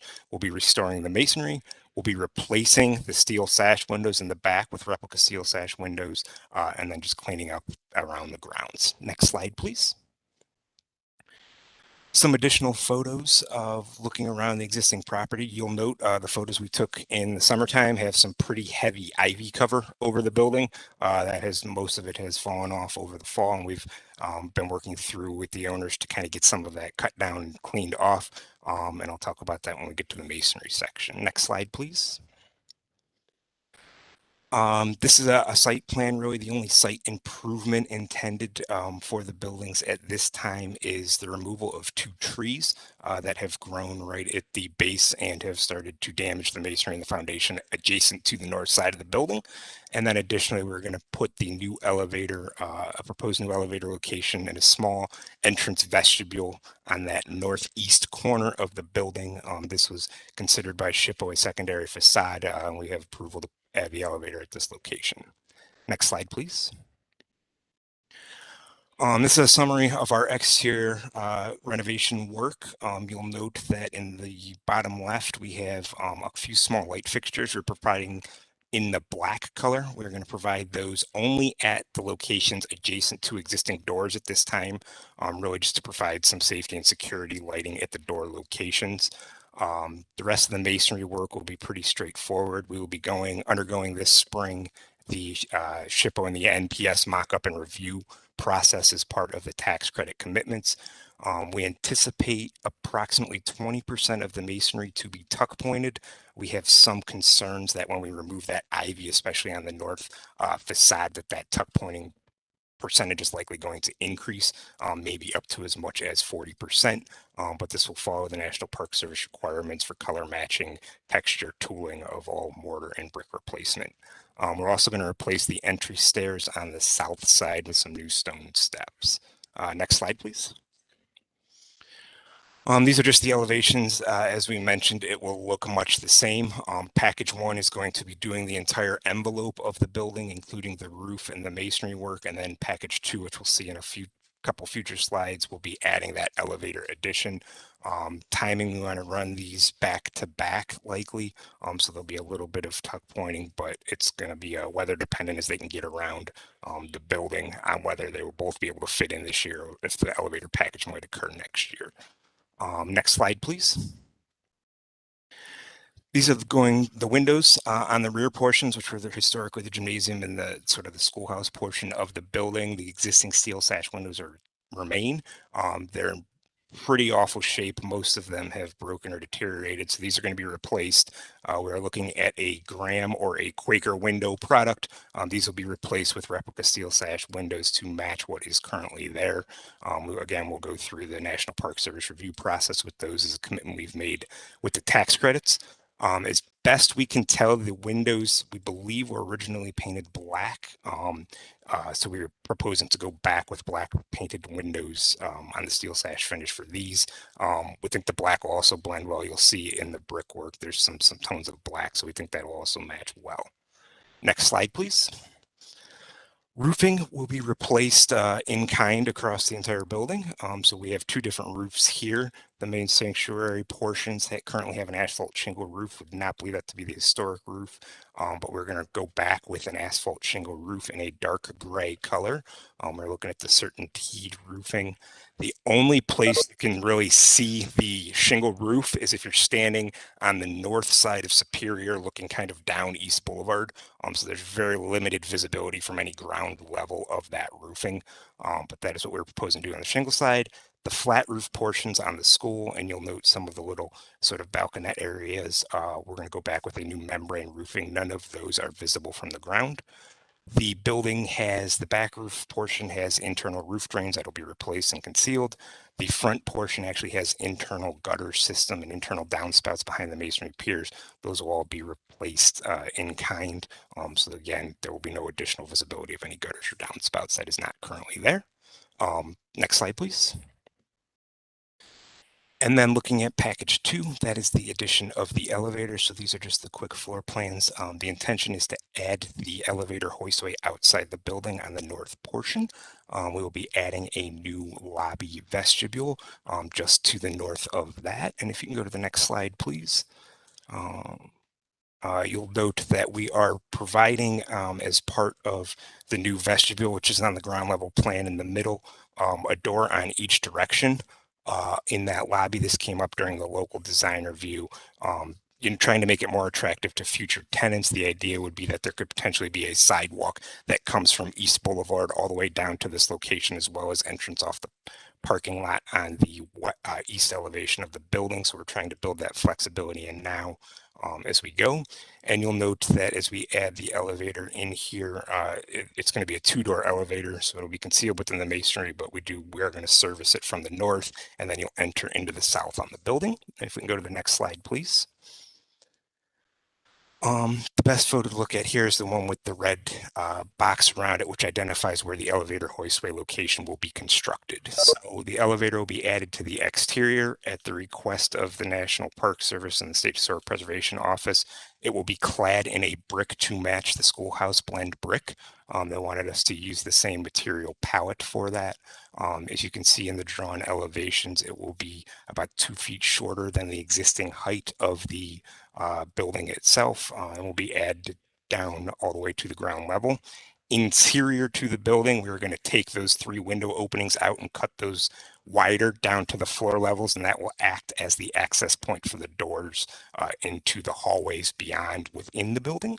And then the new vestibule, as you can see in the drawn elevations, attaches to the side of the building there. It just has a very simple window pattern and aluminum storefront doors that will also be finished in the black. Extremely similar to what we did at the Notre Dame Apartments for Formico's corporate office entrance, as Lothario mentioned, over on Ansel Boulevard on the other side of the park, if anyone's familiar with that. I'd be happy to answer any questions you have. Like I said, it's a pretty straightforward 2-package phase, and we're looking forward to getting this rolling here as soon as the weather breaks and restoring this building. Excellent. Thank you for the presentation. We'll start with feedback from the local design review committee. Madam Chair, this was reviewed by the East Boulevard Design Review Committee on January 6th. They were very supportive, and they approved it as presented, with the understanding that the final details will be further reviewed and approved by the State Historic Preservation Office. Thank you for that summary. Do we have anyone else here from the city to speak on behalf of the project? Did not apologize, Nancy. Okay, then we will open the floor to the commission for questions and comments. Who would like to start us off? Mr. Bonazzi. Thank you, Madam Chair. First off, I'd like to commend the architects for a very concise and well thought through presentation on the historic renovation of this wonderful church.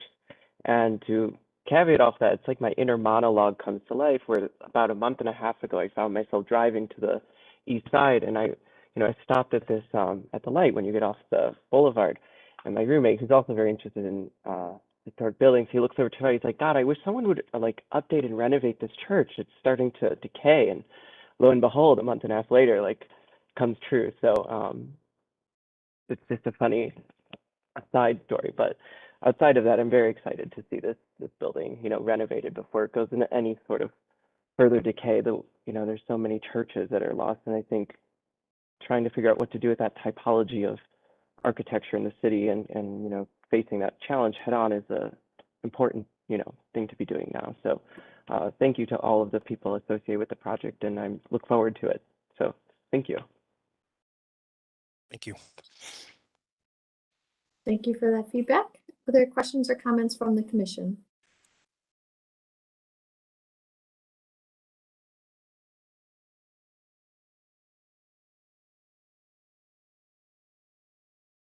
I will just insert my comments now then, as we wait for others to comment.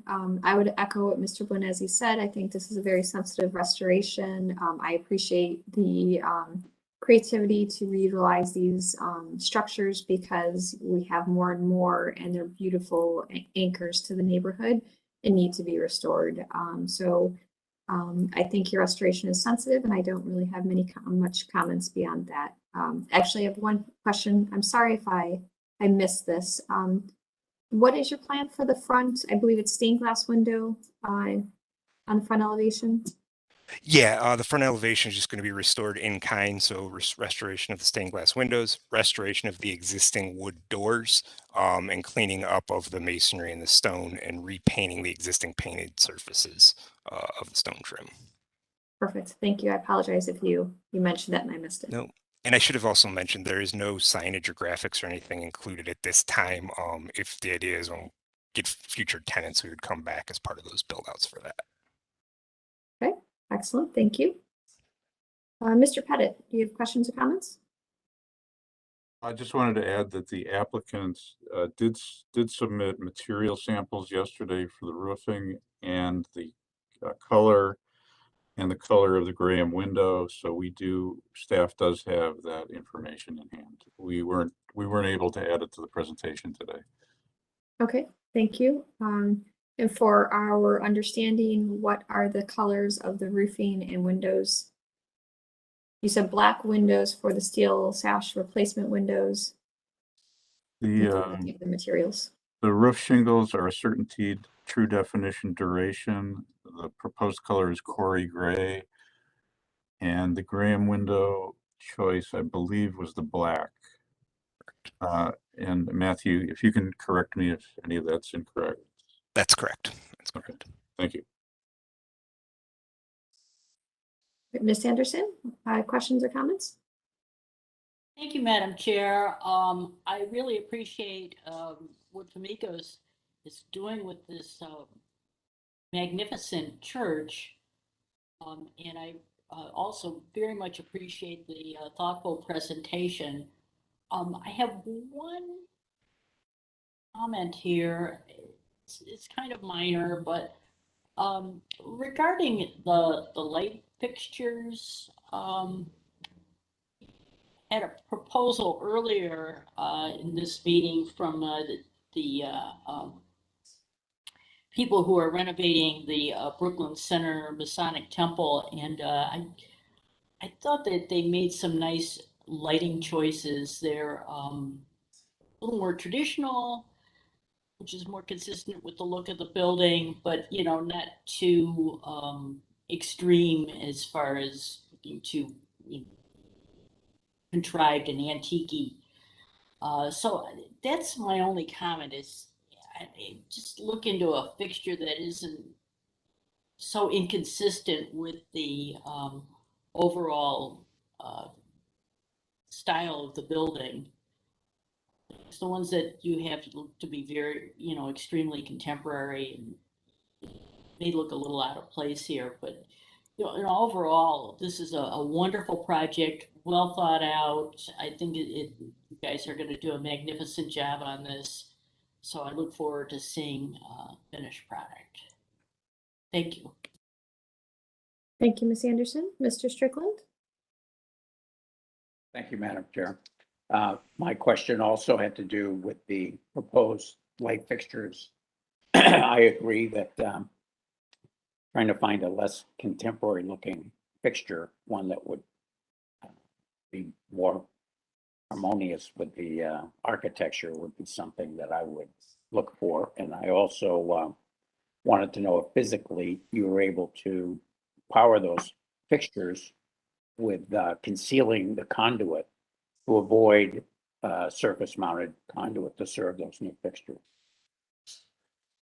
Yes, the intention is to power those from the rear on the inside, so the conduit would be concealed and it would not be noted. And I'll definitely take both your comments in hand, and we'll study some alternative options for the fixture selections here. The original driver behind this is we were trying to find at this time sort of the smallest fixture possible, a small compact LED. You know, we have grander visions when a tenant is found to do some more significant lighting here.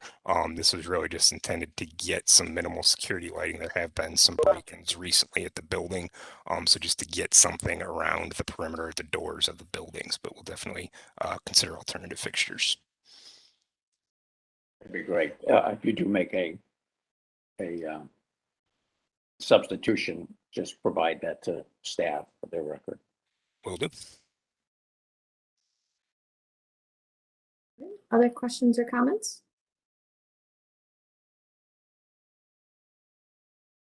Or would someone like to put forward a motion?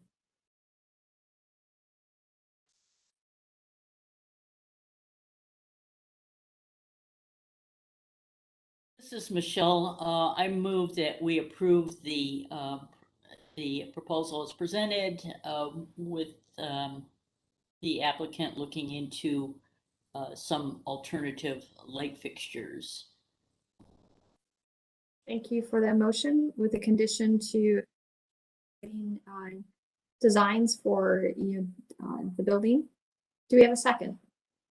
I'll second that motion. Thank you for the second. Any further discussion?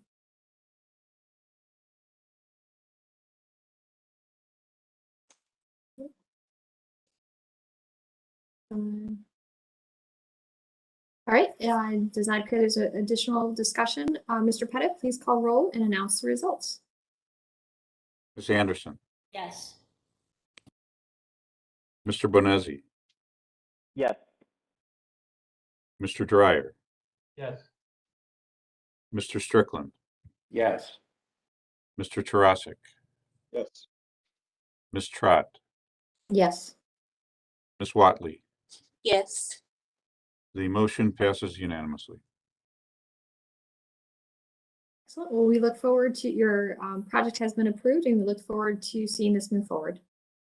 Thank you, everyone. Thank you. That concludes our certificates of appropriateness. We'll now move. Oh, is it? Did I miss one?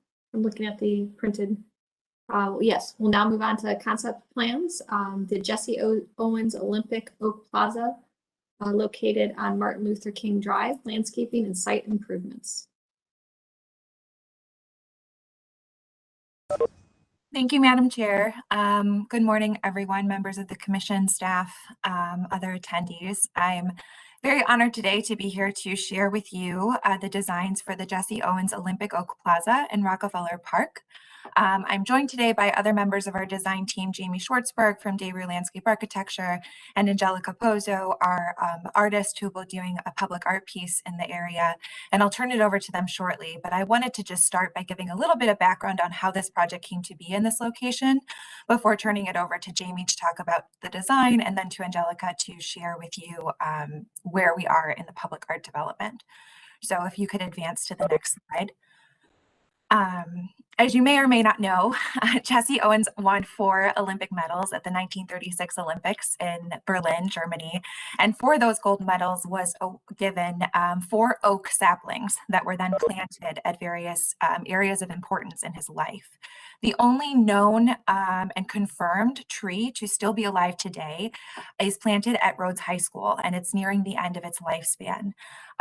So a partnership between CMSD, Old Brooklyn CDC, and Holden Forest and Gardens led to the creation of essentially a clone of this tree through a grafting process that Holden Forest and Gardens has been caring for. And last year on Arbor Day, one of these trees, the first of these trees planted outside of the Arboretum, was planted in Rockefeller Park, just north of the Rockefeller Park Lagoon at MLK and 105. And we were grateful to have the tree and are encouraged to watch it grow and develop. But we wanted to acknowledge the tree with appropriate installation around it. So we did some, initial conceptual design work prior to the tree being planted to ensure that it was being planted in a good spot and that an installation could ultimately go around it. And since the time of that planting, we've been fundraising to be able to work to advance an installation in the spot, including additional pathway seating and public art. So if you want to go to the next slide, just to go over a brief timeline. So this location was identified in summer of 2020, again, was planted in Arbor Day, April of 2021. We, after that time, did some public engagement work at the Rockefeller Park Lagoon and also through some hike shops that we've done in partnership with the Fomikos Foundation and a number of partners in Rockefeller Park. We were able to secure funding this fall and held a virtual community meeting in December and have launched a project website where we've continued to collect not only feedback on the design, but also some inputs from the public that Angelica is going to use in her artwork, which she'll talk to towards the end of our presentation. We're presenting the conceptual design here today because we'd like to bid the project this month and move toward a groundbreaking on Arbor Day, April of 2022 this year to move forward the project. We've also been working with the City of Cleveland throughout this process in the initial planting and location of the tree, as well as approvals that will be needed to construct the installation around it. So we've confirmed both City Council and City Planning Commission approval for a property adoption agreement and anticipate that that will not delay construction, though I certainly can't speak to how our current construction ecosystem may delay construction, but we're really hopeful that we'll be able to work towards this groundbreaking on Arbor Day this year. So unless there are any questions from committee members about background, I'll turn it over to Jamie, but we'll remain here obviously to answer any questions that may come up towards the end.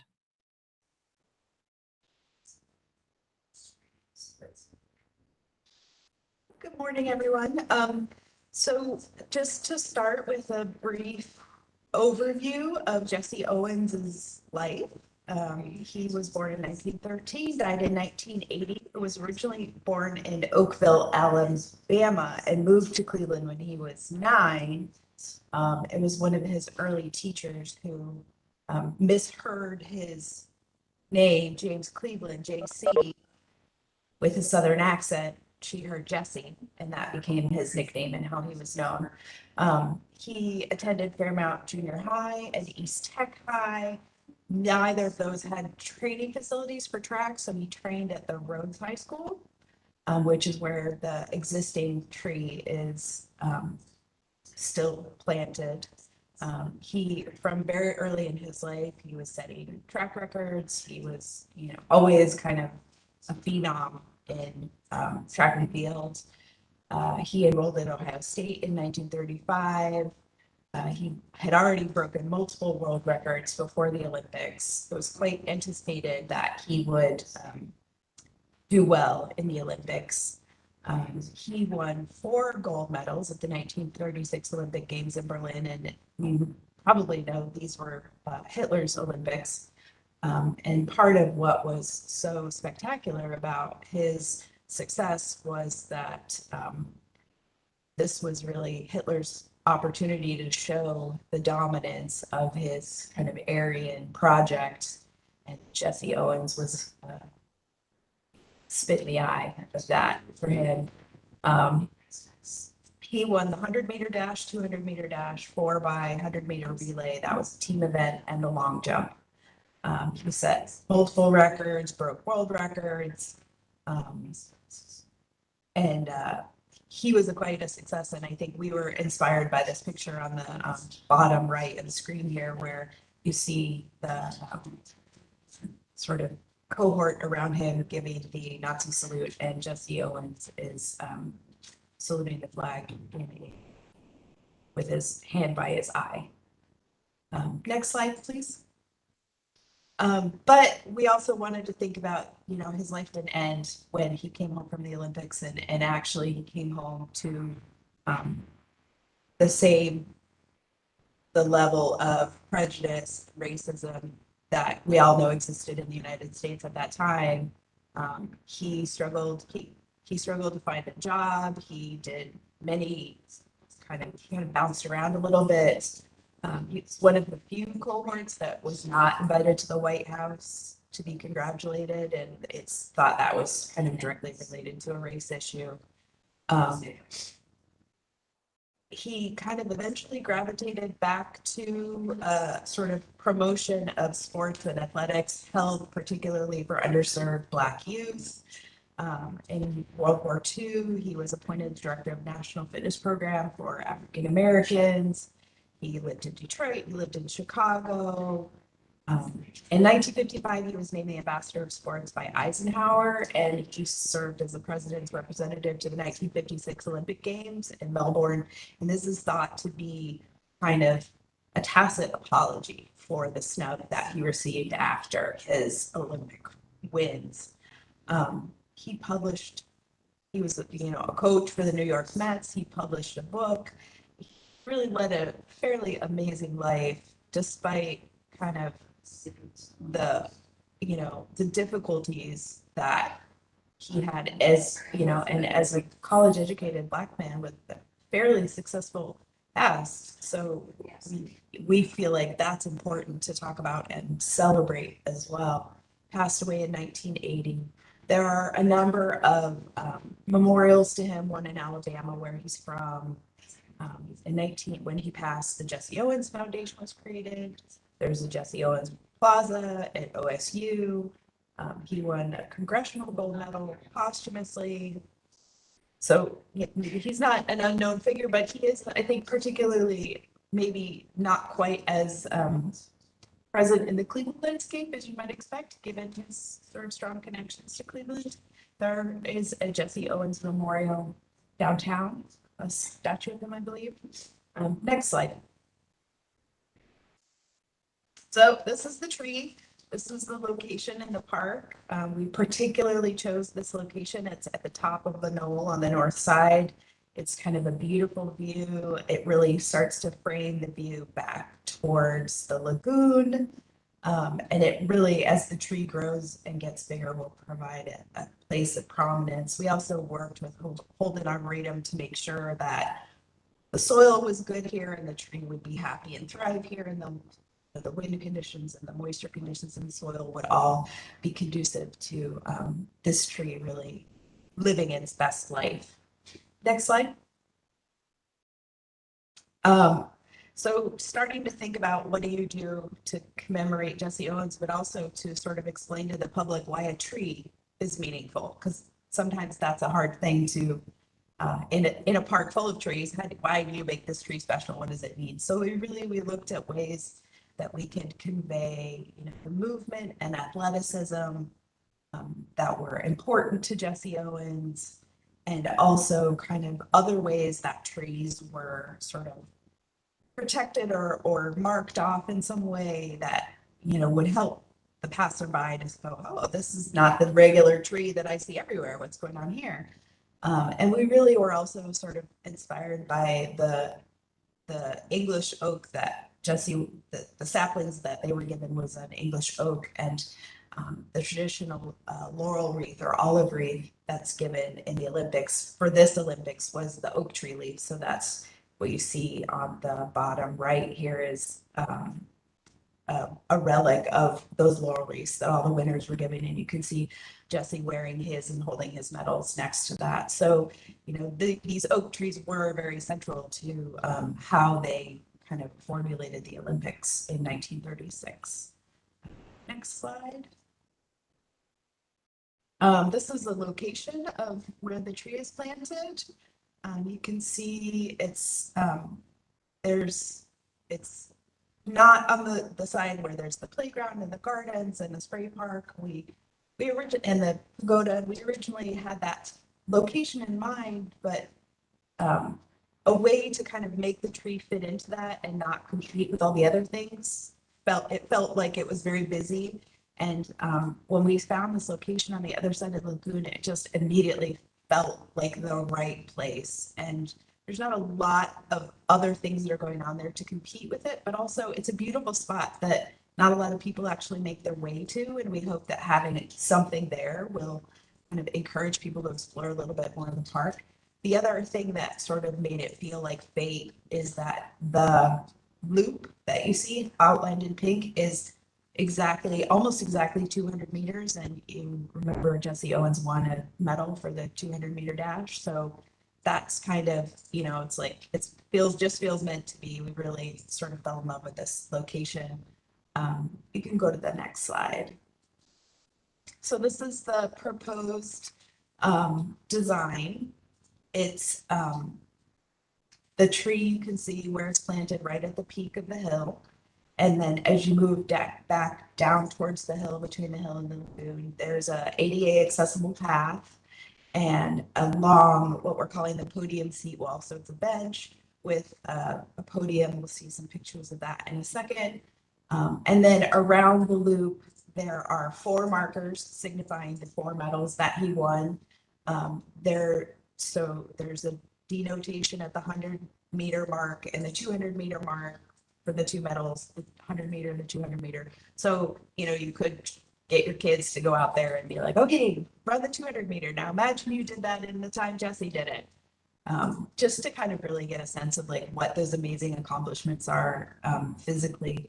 And then the markers are located particularly along the MLK roadway to catch your eye, to catch people's eye. That's the main pedestrian path through the park on that side. And so hopefully as bike riders and pedestrians go through there, they would see these and know, oh, there's something interesting here to check out. I think next slide. Let's see what's on the next slide. Okay, so the next slide is we really wanted to think about this tree. It's very small now. You saw it's like 10 feet tall, but it will eventually be a huge canopy. And so we wanted to think about how do we make this installation meaningful today, but also, a tree can live 100, 150 years. How do we kind of plan for that eventual size? And also we want to treat the tree a little gently. And while we want people to be able to go up and touch it, we also want people to know that it's a living thing and you should be a little bit careful with it. We're proposing to incorporate, if you see on the bottom left, the post and chain protection that is used in the park. This is a picture from just on the south side of the lagoon to protect other sensitive planting areas. So we would use this in a ring around the tree to protect the roots, to keep mowers off of it, to keep kind of, and it's easy, pedestrians can step over it, but it's going to hopefully limit a little bit of the stress that would happen at the tree roots. The bike racks we're proposing, this Olympic rings, so there's 5 Olympic rings, we're proposing 5 bike racks. And then the striping material that would be on the existing asphalt, just to kind of delineate like, hey, this is a trail, you should walk around it. I think we can go to the next slide. So this is where we'll start to transition over to Angelica's work. This is the 2 main art elements. So the podium seat wall is this kind of swoop dynamic structure that lets you face towards the tree or away from the tree. And there's a podium in the center. It's about the height as best we could figure that actual Olympic podium was. And it would allow people the opportunity to kind of stand in that place and put themselves in the gold medal position. And you can either take pictures looking back towards the lagoon or with the tree in the background. And Angelica will talk a little bit about what she plans for the art in those locations. And then the memorial markers on the bottom left, again, we kind of wanted this sense of movement in the marker, a little bit of a sense of an Olympic flame, a little bit of a sense of this abstract leaf form. And then Angelica is we're proposing these be in cast stone with the tile work inset by Angelica. And I think I can hand it over to Angelica. Okay, so yeah, we'll stay on this slide for now. So then on the markers, basically I'm planning to use a variety of different techniques and decorating techniques because as you can see in this little slide there, there's 3 different styles of work and 3 different pieces. And so I'm going to use some of these different techniques. The marker, the disc, those are going to be images that are that I will render that will be kind of creating sort of a medal, a pseudo medal with Olympic medal with Jesse Owens being the subject. And there's some drawings later on that will show it that. Then one that will be, though this side is shown in a grid, I think that side will be a broken tile mosaic like you see at the bottom there. And the other side will be a grid of tiles that I will then render in a different way. The goal being that just like leaves have a different side, like one side is darker and sometimes lighter, so that there'll be a sense of 2 different things happening on the 2 different sides of the leaf. That skinny edge that's going along there, that will also have tile and a mosaic tile, but I'm thinking now, since that's such a nice channel, of maybe having it in bars, but that would transition. So the color, there'll be color transition from the bottom to the top. You can see a little bit of a color transition there, but I'm thinking of it sort of morphing from a leaf into a flame and maybe going from a green towards a yellow kind of color. So that would be happening there. On the seating wall, along the long wings, there'll be there'll be some mosaic as well. And then when we get to those slides, I'll talk a little bit more about the details of that. But there'll be broken tile mosaic along the top where people are standing. I'm planning to have like a sort of reminiscent of a tree rings, having mosaic again, but having it in a curved way, so that it's almost as if you're standing. You are the tree and you're standing in the tree, and in there will be information about the tree you know, how the lineage of the tree and the history of the tree. So that's where I'll have some information about the tree.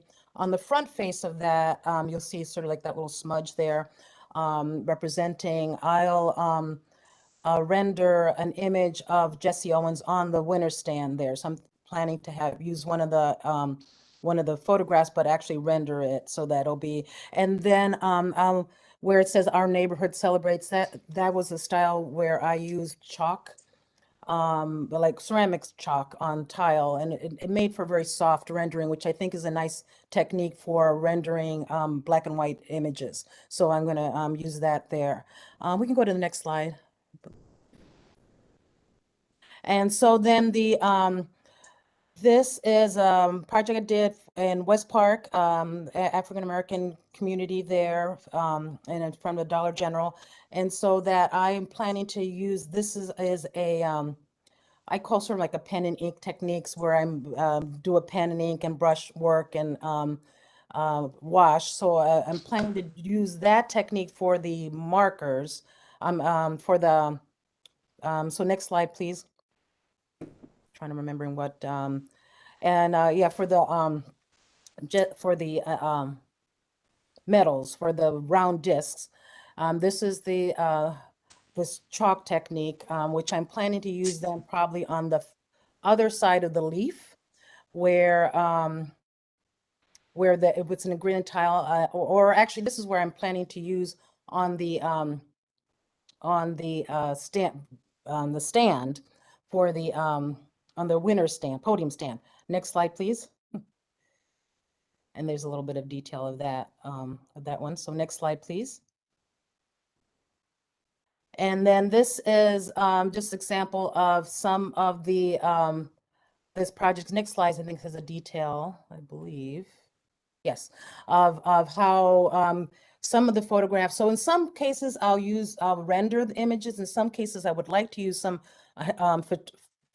actual photographs. So and to work with the colors, some of them might be printed onto a colored tile rather than on a white tile. So this is just showing how you can still get a good clarity of imagery that way. And then also, I wanted to, you see the gold,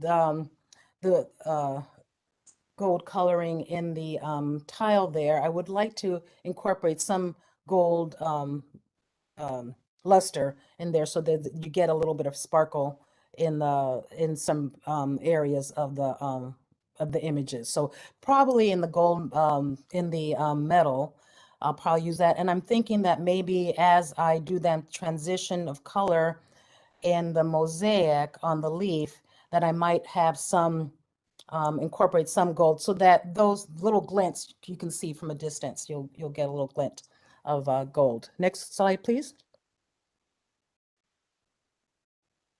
And so here are the rough drawings of the discs where I'm will plan to make sort of like an Olympic medal type image that but Jesse Owens will be the subject. And then the laurel leaf or that they usually have would be the oak leaves around that. Next slide, please. And here's another one. So these are just rough examples, renderings of what I'm planning to have those do on those metals. They'll be in color, not in just in pencil and black and white. Next slide, please. And then these are the two wings of the podium. Each one will have a quote. And so these are two quotes from Jesse Owens that I selected that then we're asking the community to respond to. So this will be: the battles that count aren't the ones for gold medals. The struggles within yourself, the invisible, inevitable battles inside of all of us, that is where it's at. And so then we're asking the community to share what is your invisible battle. And then the other wing will have, we all have dreams, but in order to make dreams come into reality, it takes an awful lot of determination, dedication, and self-discipline and effort. And what dreams are you striving towards?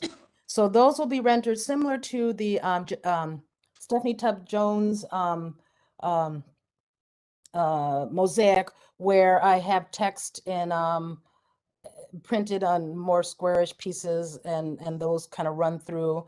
And then also similar to what I did in We Must Matter, where I asked people to give different songs and titles of poems, and I incorporated. So people's responses to these two questions, then we will collect them and I'll inscribe them onto mosaics, and those will be in the mosaic. So the quote will be imprinted like in a text, a printed text, but the answers, responses will be hand rendered so that you will see people can come there and find their own quote or find quotes that they maybe relate to or responses that they may relate to in these two posing these two questions. And I don't know is there another slide there? Yes, and these are some of the initial responses we've gotten so far. The battle against self-doubt, finding ways to express my love for my fellow man, keeping my faith intact. And then what's striving for safety and peace in the community, peace, harmony, mutual respect. So anyways, you can see those are some of the responses. And going back to the markers, each marker then I'm planning that will deal with a different aspect of Jesse Owens's life. So one will be his earlier life. The other one will be his Olympic, relate to Olympic. The third one would be post-Olympic life and go into his struggles and racial injustices that he survived and triumphed through. And then the fourth would be more his post-Olympic accomplishments and awards and what he did for the community and all that kind of stuff. And so at this point, as far as my process is, I'm kind of gathering as much information and starting to kind of figure out which marker it goes to, and then also think about how to incorporate that information visually, because a lot of my different work, I'll incorporate it in different ways, and either imprinting it in and making it a visual texture, or as I say, as I mentioned, the tree rings, I want to incorporate the information about the tree rings and about the tree and the rings on the podium. So at this point, I'm just kind of like, I'm still sort of working where all this information is going to go and how I'm going to incorporate it. But I do want to really tell his story in the piece. So, and any other questions? I think that was the last slide, or here's the overview. Okay. Well, thank you for that thorough presentation. Is there feedback from the local committee? Madam Chair, we did not refer this to a design review committee. This is not in the cultural gardens. It is in a part of Rockefeller Park that's part of the designated parcel. We decided it was more appropriate to bring it directly to the commission. But I will point out that Tara Petrus is with us today, and she may have comments from the city. Absolutely, that's where I was going to go next. Thank you, Don. Good morning, Commission. I'm especially excited about this project. One, I have actually some comments and a couple of questions. One thing I don't think I heard mentioned that I think recognizes the importance of this particular location. This corridor of MLK Drive is also the Harrison Dillard Parkway, and the Harrison Dillard was also an Olympic gold medalist. He won the 1952 hurdles and 100-meter relay. He also medaled in Helsinki and London, and also tied or broke some world records. And he also had mentioned that he was inspired by Jesse Owens. So I think our city hasn't been kind enough to our Olympic athletes. I think they're more, unsung heroes in our city. And right now, the only tribute we have to Jesse Owens is the small scale statue at Huntington Park at West 3rd and Lakeside. I think this is a really, really nice way to honor him and his contributions and legacy. Actually, Jim McKnight, who's our landscape architect here for the city, he had worked with Dave Rule on this project, and he did say that they had taken along some of his recommendations, and he even mentioned the idea of possibly moving the statue that's at Huntington Park over to this location. I don't know if that's feasible or not, but just something to think about. And I did receive an email from the newly elected councilwoman Stephanie House, who's also in great support of this project. So, and also want to commend you all for the level of community engagement. I think that's very important in this process and heightening awareness about Mr. Owens and just them being a part of this installation. My questions were how tall the seating wall is planned to be, and about how long before the tree starts to mature to a more substantial size. Those were all my comments. Okay, thank you, Ms. Fallon Petrus. If the applicants would like to respond to those questions, we will then move on to the commission questions. Yeah, I can answer the questions. So the seat wall is 18 inches tall, and the podium section is 24 inches tall. And the memorials are 4 feet tall. So we kind of specifically wanted people to be able to see over them and not feel like there was a huge barrier in the park, but also we wanted them to feel like markers, like things that were significant in the landscape. And until the tree matures, you know, that's a hard thing to say. I would guess within 5 to 10 years, you'll see the tree will feel like not like the baby that it is right now. But it will continue, you know, in 20 years and 30 years. It will, I think it may not achieve its grandeur in our lifetime, but that's the downside of trees. You got to be patient. Right. And that statue at Huntington Park, that was installed back in 1982. The artist was William McVeigh, but I think marrying these two Olympic athletes in this way is just really profound. Thank you. Thank you for that feedback, Ms. Petrus. We'll now open on the floor for commission's questions and comments. Who would like to start us off?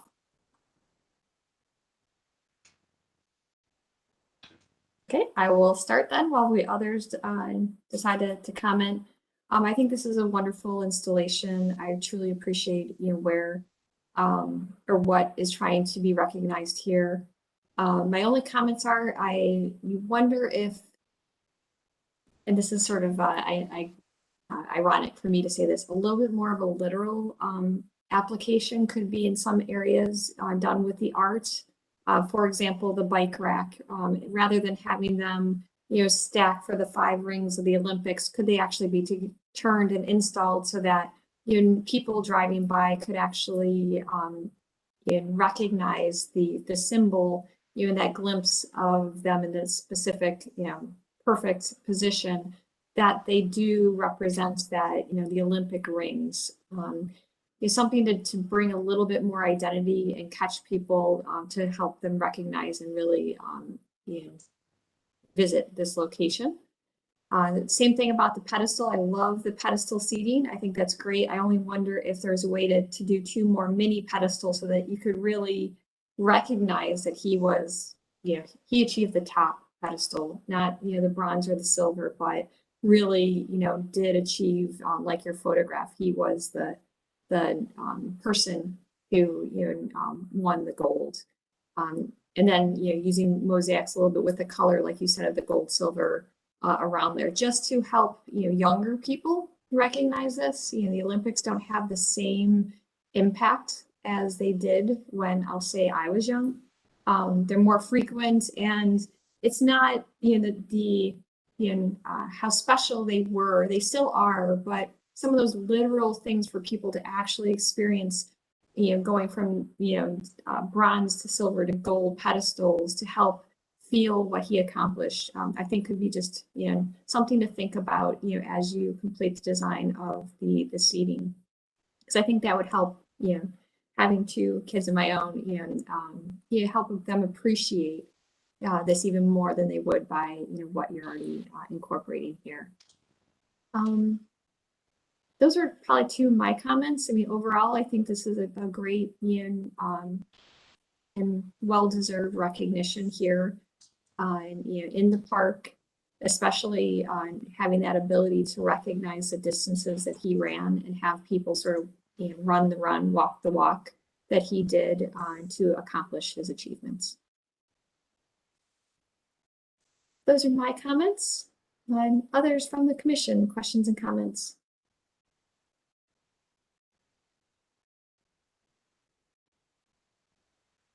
Mr. Strickland.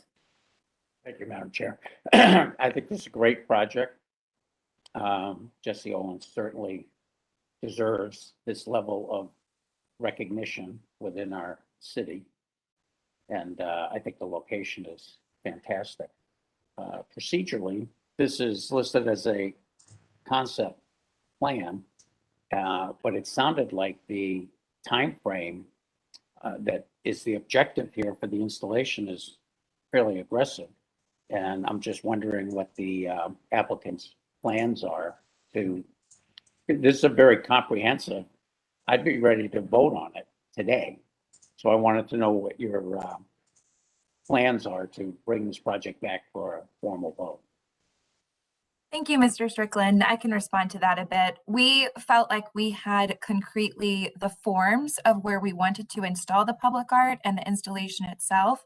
But as you heard from Angelica, she's still working through, you know, the specifics of how that installation would be and the exact color palette. And we assume the commission would want to see those things. So when we're talking about bidding this month, it's really bidding kind of the forms and construction work. And if we have the understanding from the committee that that's, you know, that there's support of that concept, we plan to come back when we have a little bit more detail on the public art installation itself, just for final comment before it moves forward. So, you know, we wouldn't anticipate it's a long while before we come back to you with those specifics and details, but you know, and just understanding that most projects come before the commission twice. Weren't quite sure. We were planning to kind of hoping to have some insight from you all about, you know, whether there's enough here for a final or not. But certainly would plan either way to come back with more detail on Angelica's final piece. Well, obviously the staff and our chair can comment, but I'm very impressed with the presentation. I think it's very comprehensive, and so I'm looking forward to the additional detail that you plan to present and bringing this to a formal vote. Thank you. Could we possibly do a final approval on the landscape portion and then come back for the final on the public art, or would that not be appropriate? I will let Mr. Pettit or Mr. Brunges respond since they put together the agenda.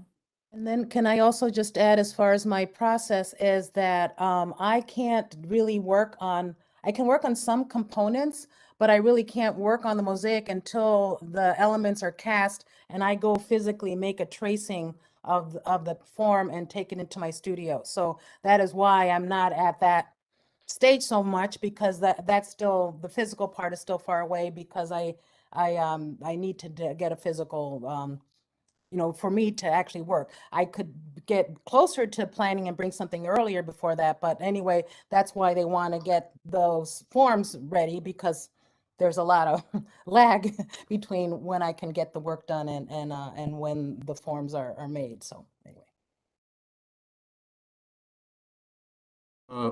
Madam Chair, to respond to Ms. Petrus's question and yours, it's not uncommon for us to review master plans for the cultural gardens nearby and then to take action on initial phases. This was put on the agenda as a concept, but I would not have a problem, and I will defer to Mr. Roberts if he sees an issue with us taking action on phase one or some of the basic infrastructure of the proposal.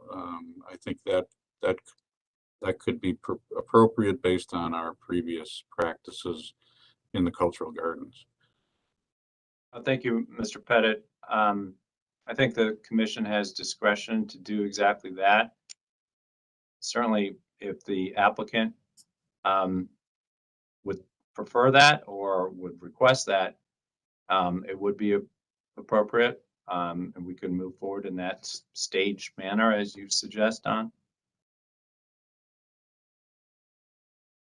You know, with the understanding that, you know, the chair put forth some proposals for restudy of some of the elements. I think, but I don't have a problem with taking action on the I don't know what to call it, you know, the basic infrastructure of the proposed plaza, with the understanding that certain elements, especially the art pieces, will be studied for further consideration. Okay, well, that's great information that the commission can consider as we can continue through questions, and we can then make that decision of how we'd like to move forward. Mr. Bonazzi, questions or comments? Thank you, Madam Chair. One was just to simply, I think you and fellow members Strickland touched on it, what I was going to say, but just to echo some of the things was really, knowing that this is an Olympic park, and I think you hit it on the money with kind of reorienting the bikes so that they kind of create the symbol of the Olympic Park, or the Olympic symbol. I'm not going to say that my generation is so, I put this nicely, it has to be very clear to kind of get the message across. So I feel like that would be, especially for all generations, to kind of understand as you're driving by or walking by kind of what the significance of this park is.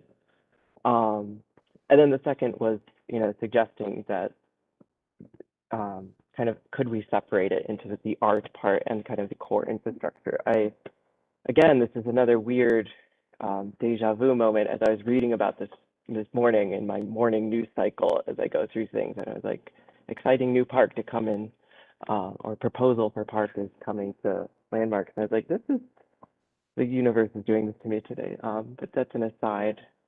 But otherwise, I'm very excited about the park. I agree that I think the art will come later, and it's hard to comment, as a fellow architect/artist, on where do you draw the line on subjectivity of where do you let it go to one end to the other. But I think something to consider would be the saturation of the art, and making sure that it will be very visible in the public realm, right? Because when it's indoors, kind of less desaturated elements can still be read. But I think when we're in the exterior realm, we just want to make sure that whether you're 20 feet or 100 feet away from it, it really pops, and you can kind of be drawn to the art, and you want to know more about it. But outside of that, I'm very excited for this, especially when it gets into the warmer months to go. That's about as much walking as I'll do, 200 meters. I was a sprinter, so I don't do the long stuff. But I'm very excited, so thank you very much for bringing this to our city.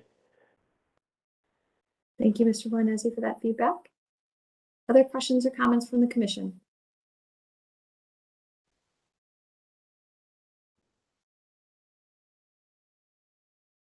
Okay.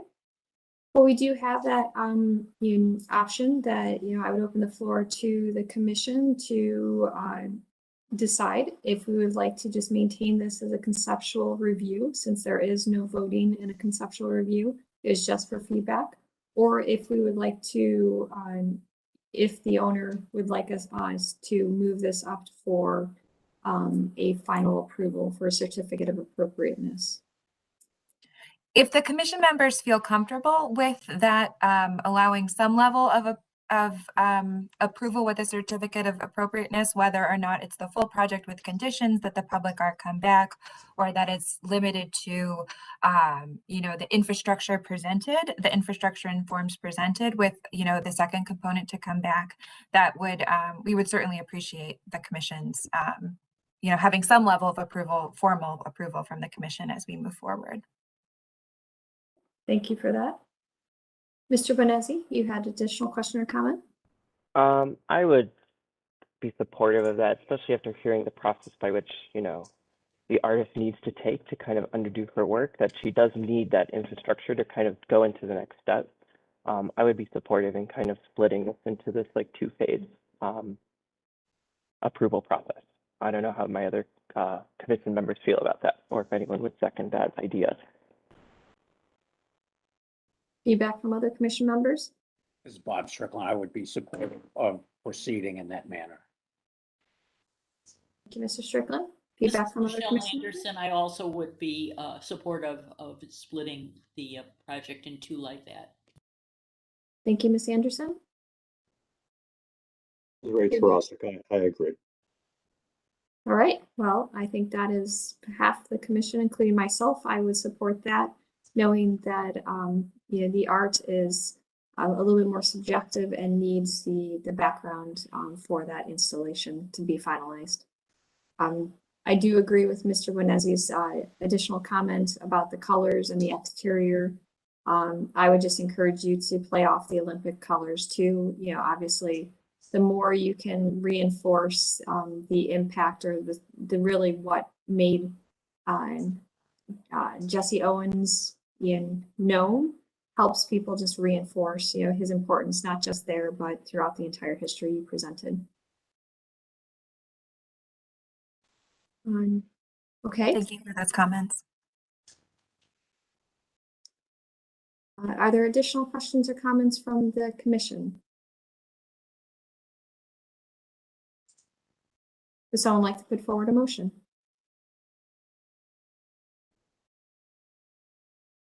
Mr. Strickland?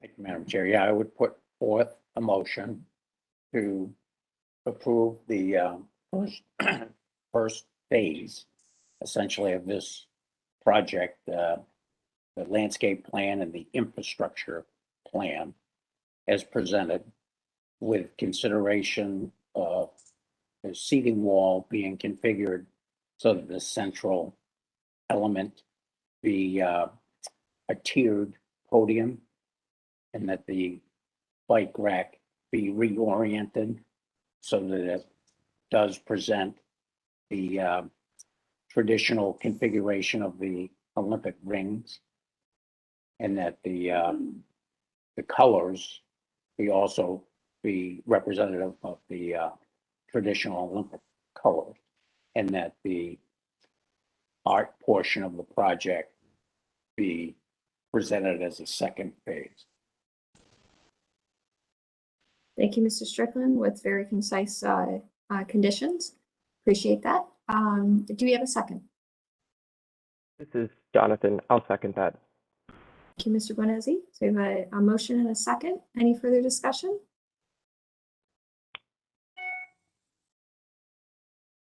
Okay, Mr. Pettit, please call roll and announce the results. Ms. Anderson, Yes. Mr. Bonesi, Yes. Mr. Dryer, Yes. Mr. Strickland, Yes. Mr. Charasik, Yes. Ms. Trott, Yes. Ms. Watley. Yes. The motion passes unanimously. Excellent. Thank you very much. We look forward to seeing this move forward and look forward to you coming back to present the final details of the art. Well, thank you. Thanks again. Thank you. We'll move on to our next applicant for conceptual plan approval, or review, I should say. Apologize. It's the Primovino Caso D'Angelo located at 12505-13 Mayfield Road, demolition and new construction. Good morning, everybody.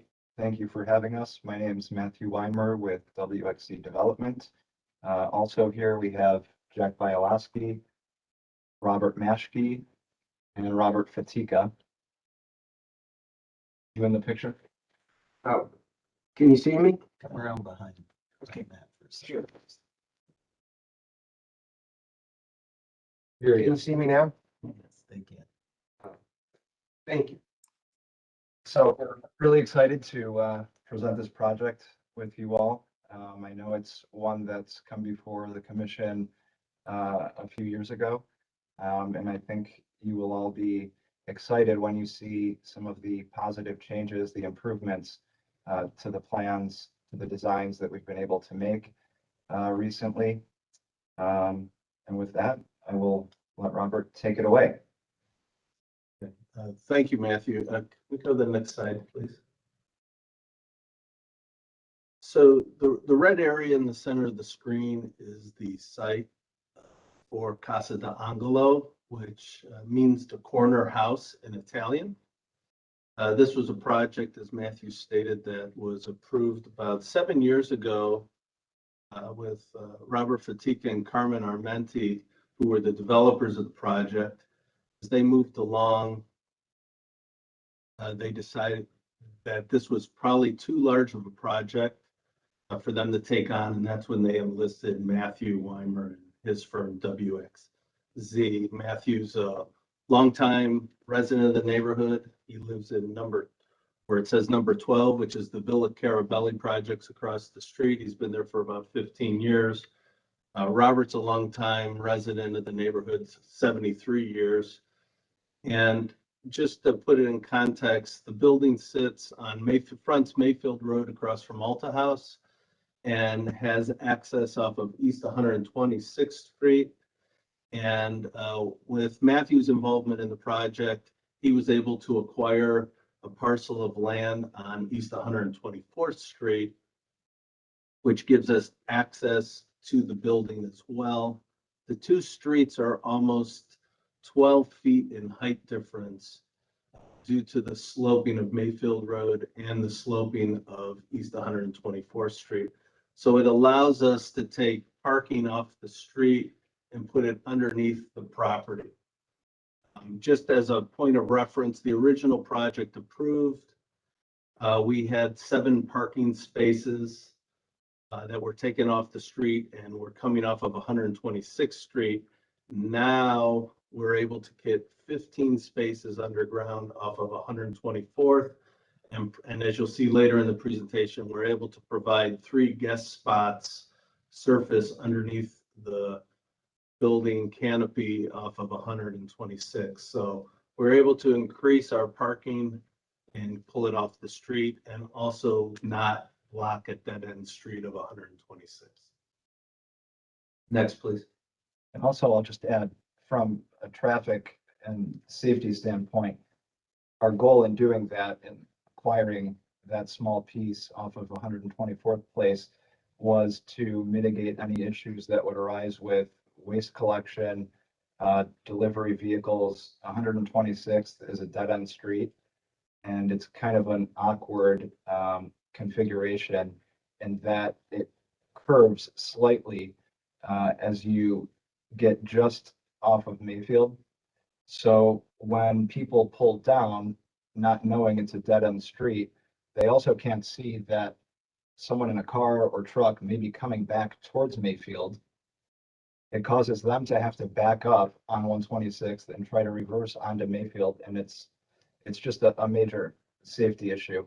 So by acquiring that parcel off 124th Place and having all resident traffic coming into the building, into the site from there, it really addresses the traffic issue, and we're going to do all waste collection off of 124th Place as opposed to 126th.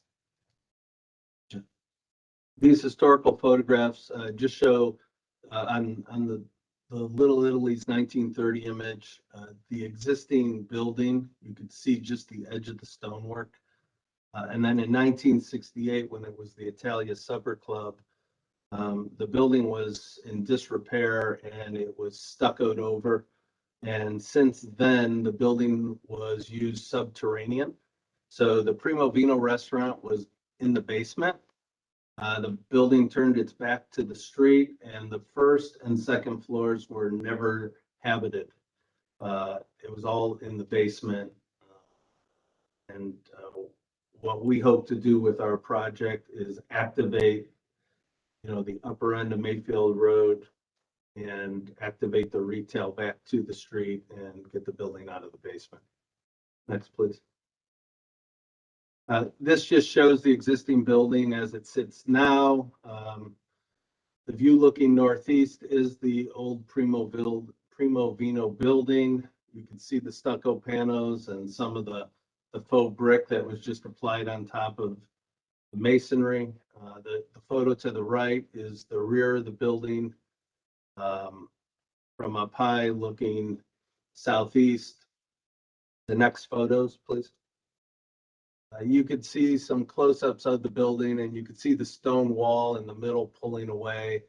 The building's been leaking for many years, and that's been navigated with a series of buckets to catch water and empty down the drain as they get full.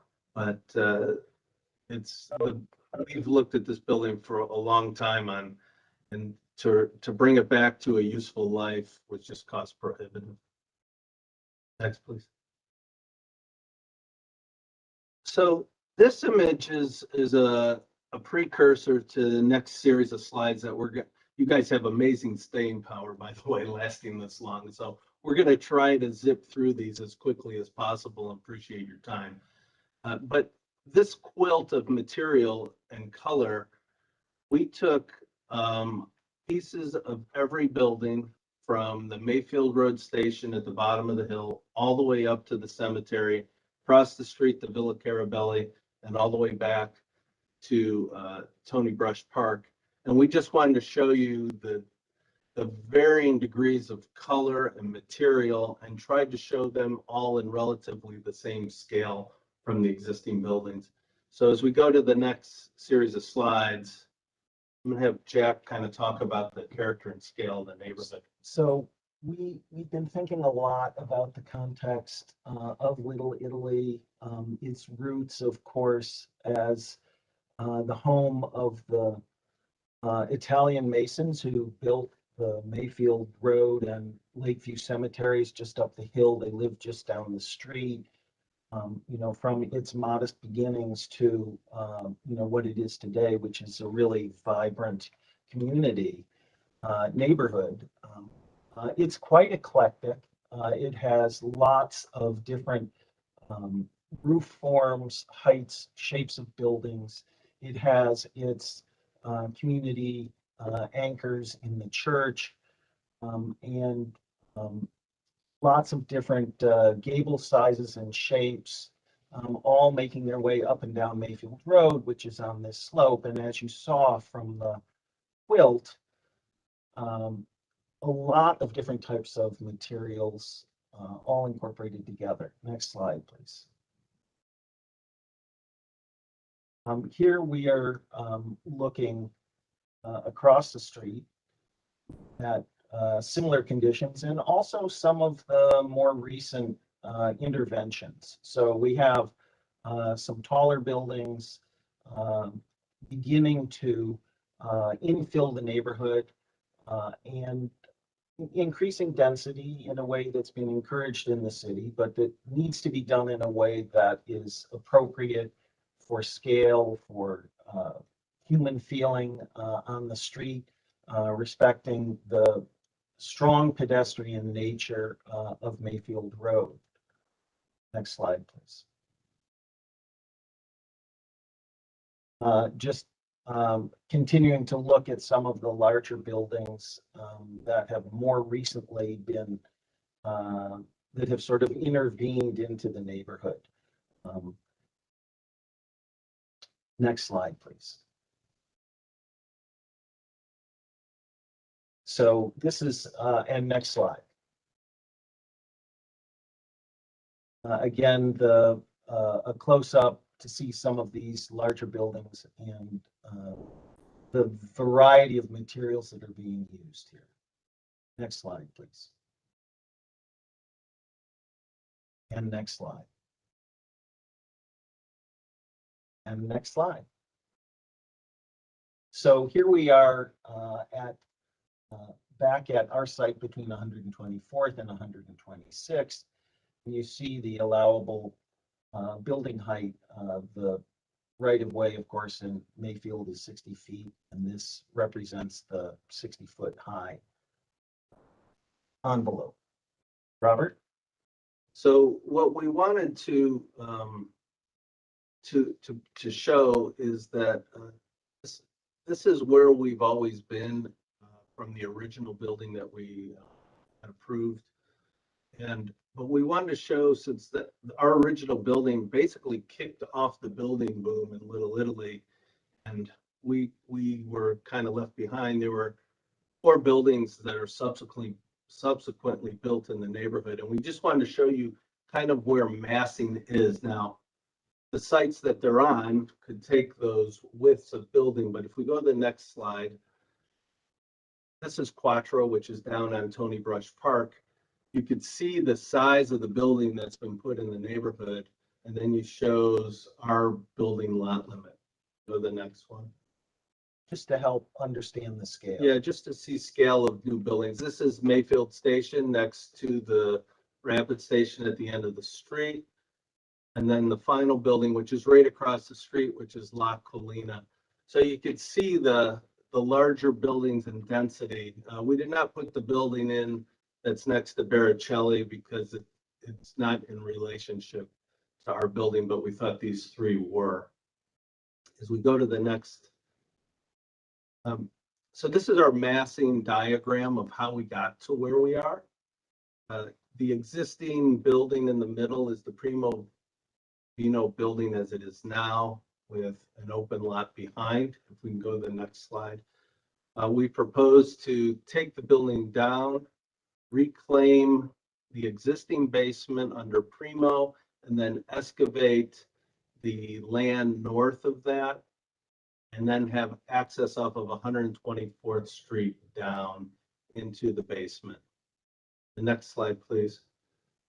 Then our allowable building, which is 60 feet in height, and we've shown it going out to the property line. But as the next slide will show, we now want to try to respect the neighborhood and articulate our building.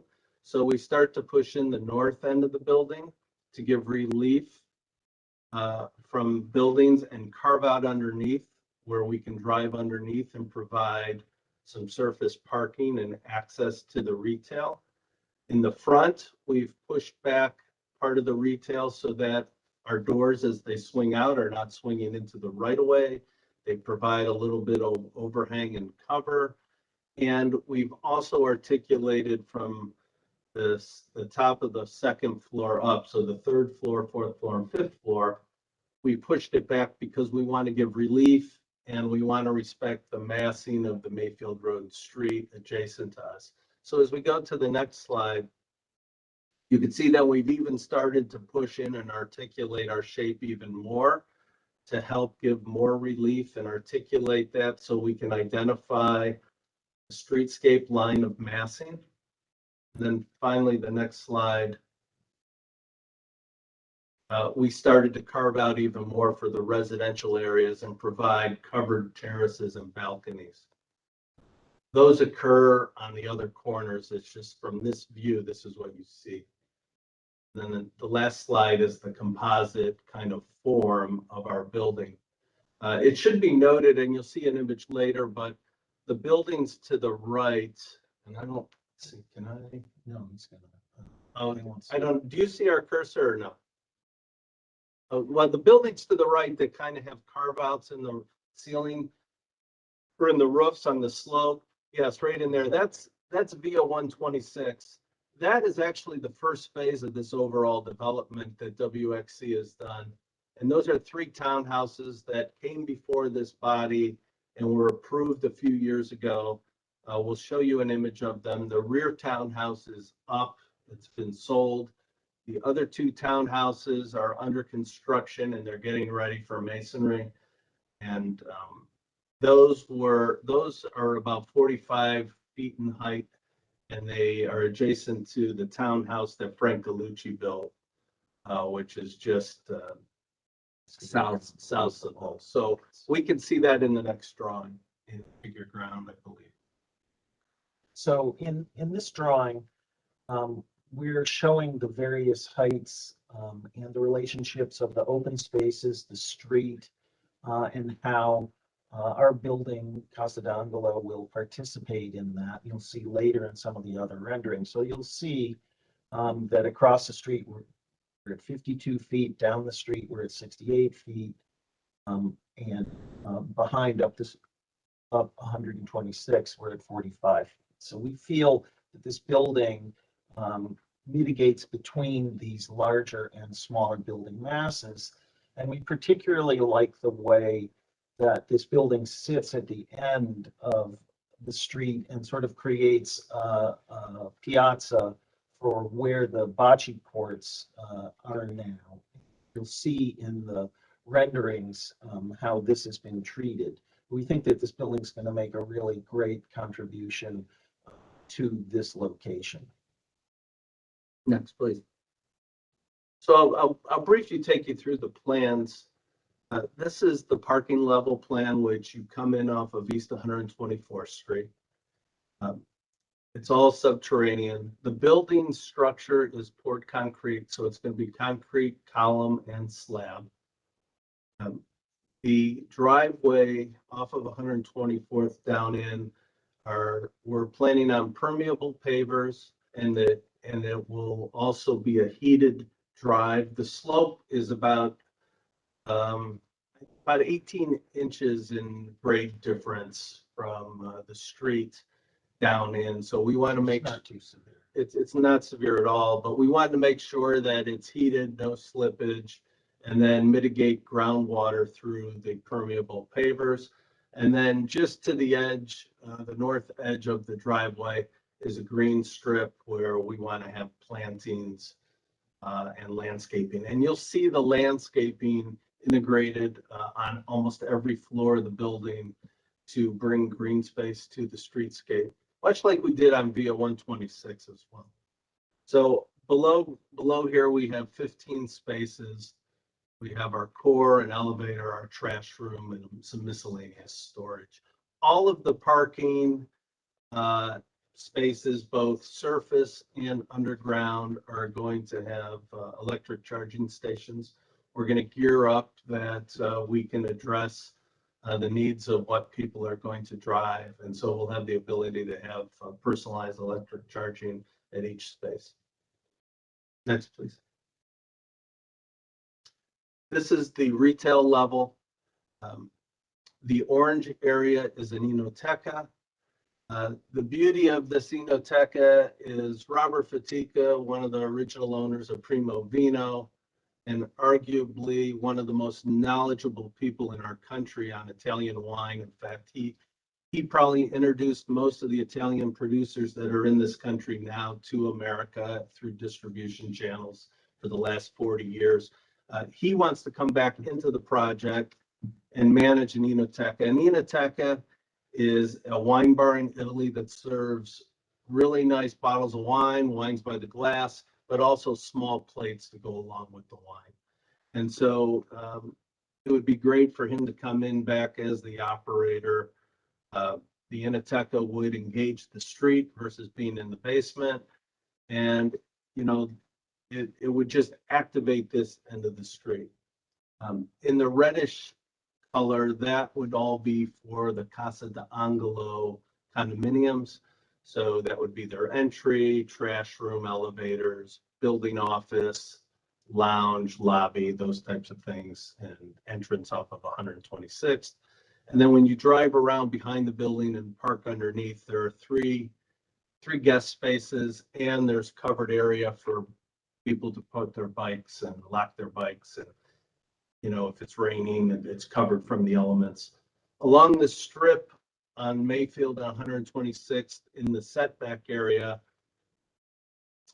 we've planted some greenery. We want to introduce some green space into the site, soften up the hard space of the sidewalk. We've introduced 3 new street trees that go along with the current streetscape, and also help make this inviting. The glass is floor to ceiling, so it opens up. But the nice thing about the planter, and you'll see this in our renderings, is it helps transition to the entry from a sloped sidewalk. So it allows us to have green space at the corner, but then it raises up to about 18 to 24 inches as you're walking down, and allows you to enter a flat area. Next, please. As we go upstairs, and you'll see this on the 2nd, 3rd, and 4th level, we have a north and a south unit. The units range somewhere between 2,200 and 2,400 square feet, which includes the exterior balconies as well. We've tried to accommodate the units to have 3 bedrooms or 2 bedrooms and an office for flex space, trying to make them as attractive as we can to get folks that want a little more space but want to be in the neighborhood and want to own a unit. As the windows and the balconies do not necessarily stack, that's intentional. We wanted to create movement, and view corridors are different depending on what height you are in the building and at what location. So on the 2nd floor, you could see along the west edge of, say, the south building, there are no windows because it's adjacent to the Borgata building to the west of us. So we had to focus the views to the south and to the east off the balcony, whereas the unit at the north end, the unit is low enough that you would be looking at the roofs of the houses. So we focused the views primarily east and west. And then when we get to the third floor, which is next, we can start to open, yeah, you right there. We can start to open things up a little bit more and get above some buildings and open up views. You can see on the south unit where it says 21, the big long balcony, that's where we've deliberately pulled the building back. We've made the unit a little smaller so that we can give relief to the street front buildings and not put the building up right to the street in a sheer wall, much like some of the newer buildings have done in the neighborhood. Next, please. And then you could see that articulation and the relocation of the balconies on these floors as they've shifted as well, just to kind of give a little more dynamic elevation to the building. And then as we get to the fifth level, the next, please. This is a single unit penthouse, larger terrace that allows us to sculpt the building back as we get taller. You can see all these green elements and balconies that we've tried to incorporate as the building goes up, and those can be curated as gardens, or they can be annual flowers, or a variety of both. Or living room. Or living roof. Yes, it's very versatile. And then as we go up to the roof plan, we put this in here only to show that there are two skylights in this building. One goes down to the penthouse's elevator core, and the other is the skylight over the master bathroom. Next, please. So I put these in here as precedent images, because this is where we started when we proposed the VO 126. And the idea was, how do we create a texture of Italy? Everybody in the neighborhood has their own idea of what Italy is, what it should be, what can it be. You know, it's a very kind of bucolic neighborhood of basically folks that lived and worked in that neighborhood 100 years ago, and you know, they built with what the means they had, much like, you know, Volterra in Italy thousands of years ago. So we can go to the next slide. And so, you know, this is mud and brick and stone in a very hardscaped environment, but it has a quality and texture that people seem to love. And so they know it's Italy. And they know it's Italy. So this actually inspired us to the next slide, which is, this is our VO 126, which is right across the street from Casa d'Angelo. It's coming out of the ground. It was approved. The back unit's done. This was all, the material here is all hand-formed brick. So it has a very unique texture to it. It's softer, but it's our interpretation of an Italian hill town and a contemporary townhouse, but trying to be sympathetic to the neighborhood. We set the buildings back. We created green space to the sidewalk. And so when we go to the next slide, it's like, this inspires us, and we like the greenery, we like the color, we like the texture, but it's not for the neighborhood. But it's a monolithic feel, which then leads me to my next slide of, how do we get a little refinement? And so that led us to our material, which this is a travertine material. It's more refined. That's fine. You can go to the next slide. And it starts to show you our elevations. The south elevation to the right, which faces the Alta House. The elevation to the left is the west elevation that rises up and looks over some of the buildings. As we go to the next slide, We have our north elevation to the right, which you could see the covered parking at the ground level underneath. And then this is our east elevation, which starts to have a dialogue with our townhouses that are coming out of the ground. And it also has an entrance to the condos. You can see the drive on the right underneath. You can see the building office that's set back and tucked back on the right. And then on the left, we have the open retail, which just opens up to the street. We can go to the next slide. And this is basically our material palette. It's a shame that we can't actually put this in front of you physically because it's really an extraordinarily rich palette of outstanding materials. The quality of this building will be extremely high, higher than I think Little Italy has been used to seeing, not just in terms of its structure, but in terms of how it will be finished on the exterior. There's no vinyl siding. There's no, hardy board. This building is solid. It is all stone.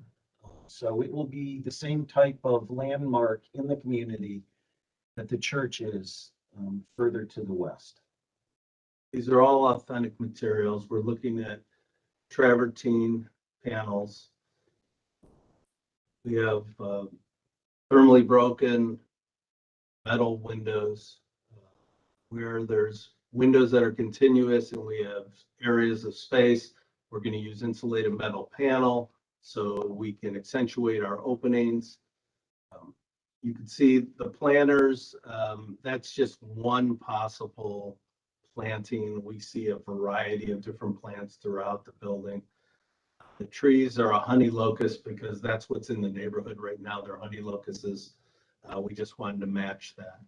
As we come to the inside into the public spaces, we would again bring the travertine in. You'll see that when we show you the Enoteca. We have polished concrete floors.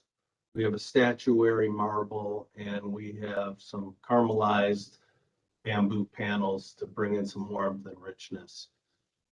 We go to the next slide, please.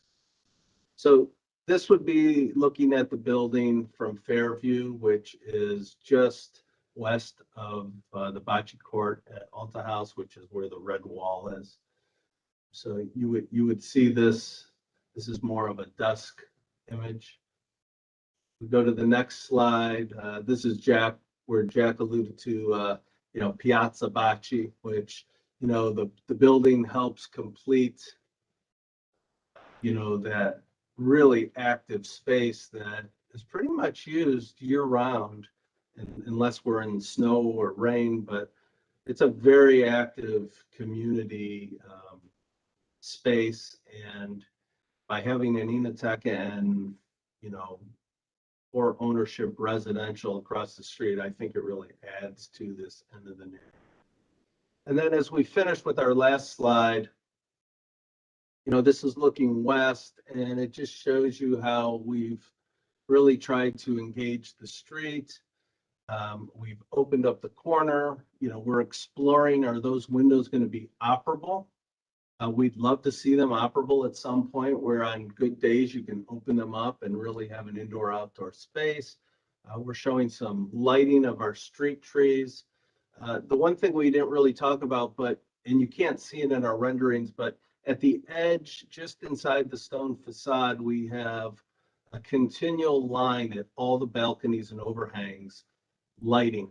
And the idea of that is to get lighting down on the ground, lighting on the terraces, lighting on the push and pulls of the building to accentuate that even more. But we don't want to really look and see the source of the lighting. We want it to be very subtle, very consistent wash of the building. So with that, thank you for your time, and we'll entertain questions. It's been a long morning for you guys. This is our average meeting, so but thank you. Thank you for the very comprehensive presentation. We will start with feedback from the local committee. Good afternoon. I was going to say good morning, but it's afternoon. Sorry about that. Ray Christosik, Little Italy redevelopment. We've looked at this plan on 2 occasions. The committee has not seen this set of drawings, and I think this set of drawings is way more detail than what we've seen previously. So their comments may change based on what they've commented before. In the two previous meetings, the committee liked the parking solution that Matthew came up with in adding more parking and moving it to 124th Street. They like the idea of it for sale housing or units and, single floor, like flats. And I think the committee likes the idea of the Enoteca and how it addresses the street and gives life to continues the business district up towards 126. And I'm sure I'm missing a few other things that they like, but those are the main things. Concerns were the massing of the building on the site and how the actual materials would look based on the renderings we've seen. These are way more detailed, and I think that the architect has done a way better job of showing the materials. The one thing that the committee keeps struggling with is the modern design and how it fits within the context of Mayfield Road. But those may change based on what they're showing here today. You could see the ones we saw was hard to tell the ins and outs of the building, how the terraces were looking, but the way they've rendered this, I think, gives a truer impression of the actual building. The one thing I want to tell the committee, this will, before coming back for final for us, we're going to have a community meeting because we feel that it's a prominent enough building in a prominent enough location where we need to get the community's input on it. So that being said, I look forward to see what the commission's comments are. Thank you for that summary of the feedback. We will then move on to and open the floor to the commission for questions or comments. Who would like to start us off?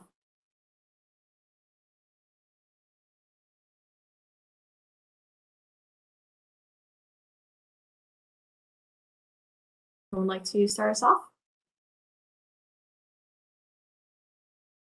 Okay, well then I will begin and wait for others to chime in. I know we've lost a few members. I apologize about that. Mr. Strickland and Ms. Bailey had to leave.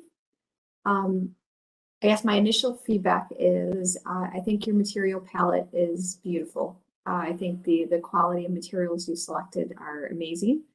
It would be a great, addition to this area.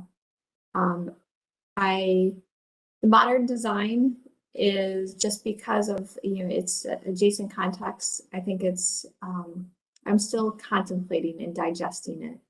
On where I struggle or my feedback would be on the upper levels, maintaining that solid mass all the way up to the parapet with minimal, you have set it back some, but in both the, what would that be, the east and the south elevations, it still feels fairly monolithic to the top of the building. So I think that's why this massing feels larger than it is. It's not a very large building, but because it is a little bit more monolithic, it makes the scale feel larger.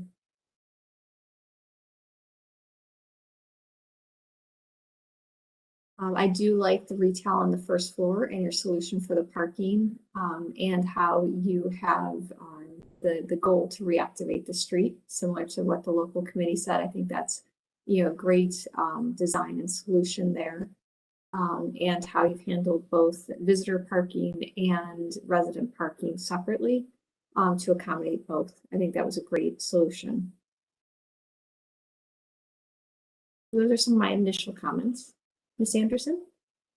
Thank you. Thank you, Madam Chair. There certainly are many things that I like about this building. The quality of the materials are exceptional. I like the increased parking. It's wonderful that we're seeing a product that's for sale. Most of what we see is rentals. I think that's something that the community needs, especially one floor living. I think that's terrific. I think the massing is too great for the location. Although there's other large buildings in the on the street, that particular block does not host those size of buildings, and I think the massing needs to relate to the existing buildings along that east side of the street there, which I don't see that.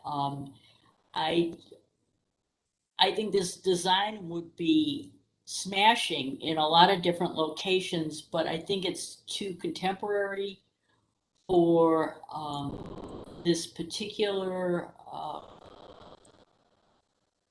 in relation to the other buildings. The other buildings are also more simple.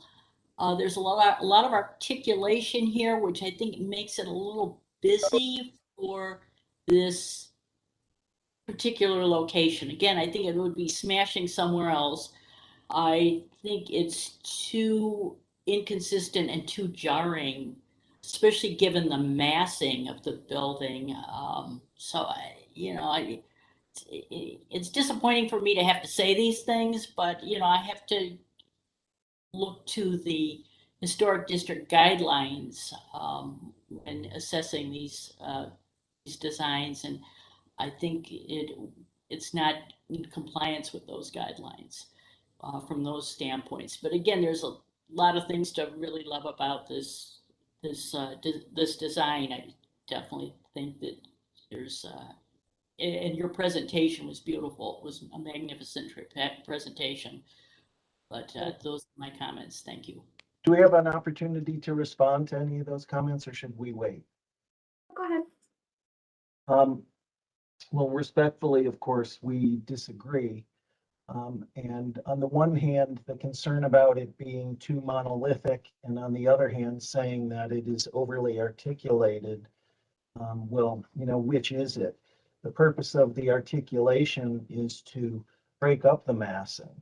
The notion of the size of this building relative to other interventions that have taken place in this neighborhood, it's not really out of place. And I think you can tell that from the figure ground drawing relative to, that we showed earlier relative to the other heights.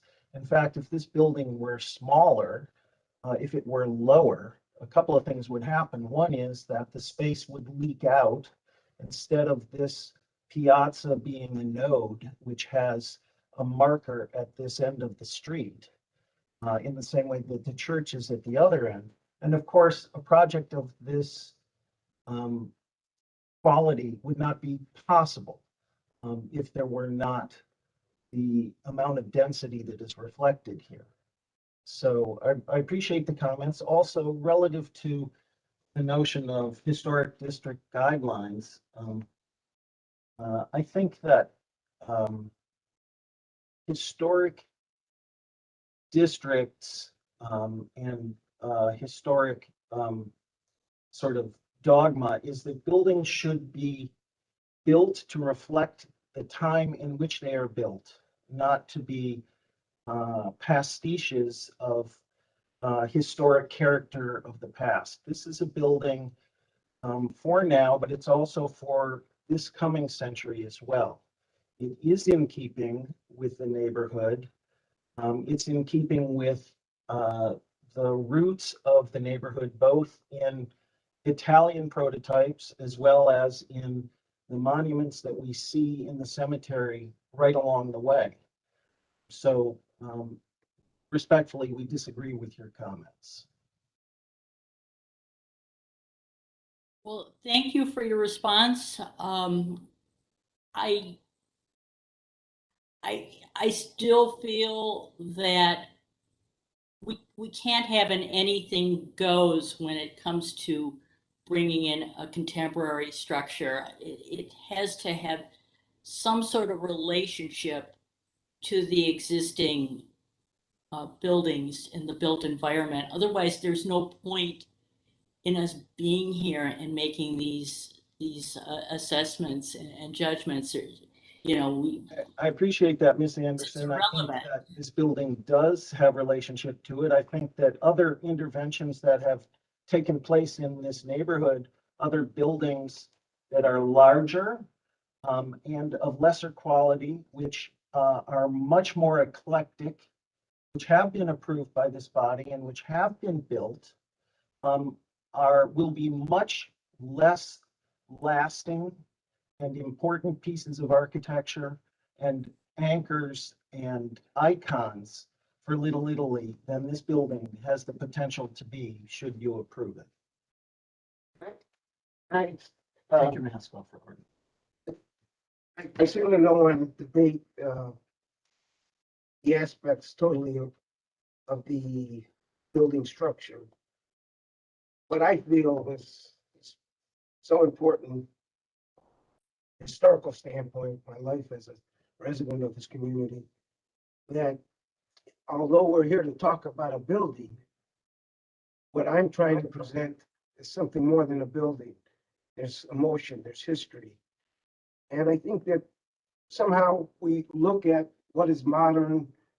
I'm an artist. I graduated from the Art Institute. I certainly don't want to make a representation of an architect, but I think I possess an ability in an art perspective, but also most important as a neighborhood, as a person that sat on the board. And I had Ray Christosik's job. I was director of, at that time, the Little Italy Redevelopment Corporation. So many of the things that brought us to this point were taken into consideration, many other things. For sale housing, oversaturation of apartments. So what I'm trying to address is not so much the discussion between the two of you, but a discussion of how we could understand, at least from my perspective, and how it's influenced this project, is the emotional side, the historical side. My grandfather was a stonemason, and he worked on that cemetery wall. I never knew him, but I think he would probably find the brickwork and the structure to be something important to him. And if there's any way that you could take into consideration that part of this conversation, I'd appreciate that. Thank you for that feedback and additional comments. I'm going to just clarify my comment, and then we're going to move on to Mr. Bonezzi's feedback. I think I used the wrong word or didn't explain what I meant by monolithic. The single application of one material up to the parapet is what I meant by monolithic. Your solid and void and your push and pull, you're absolutely right, does not make it feel as monolithic as a single plane structure. So I just want to clarify that because that's what I intended to come across, but it didn't come through with my words. So understood. Mr.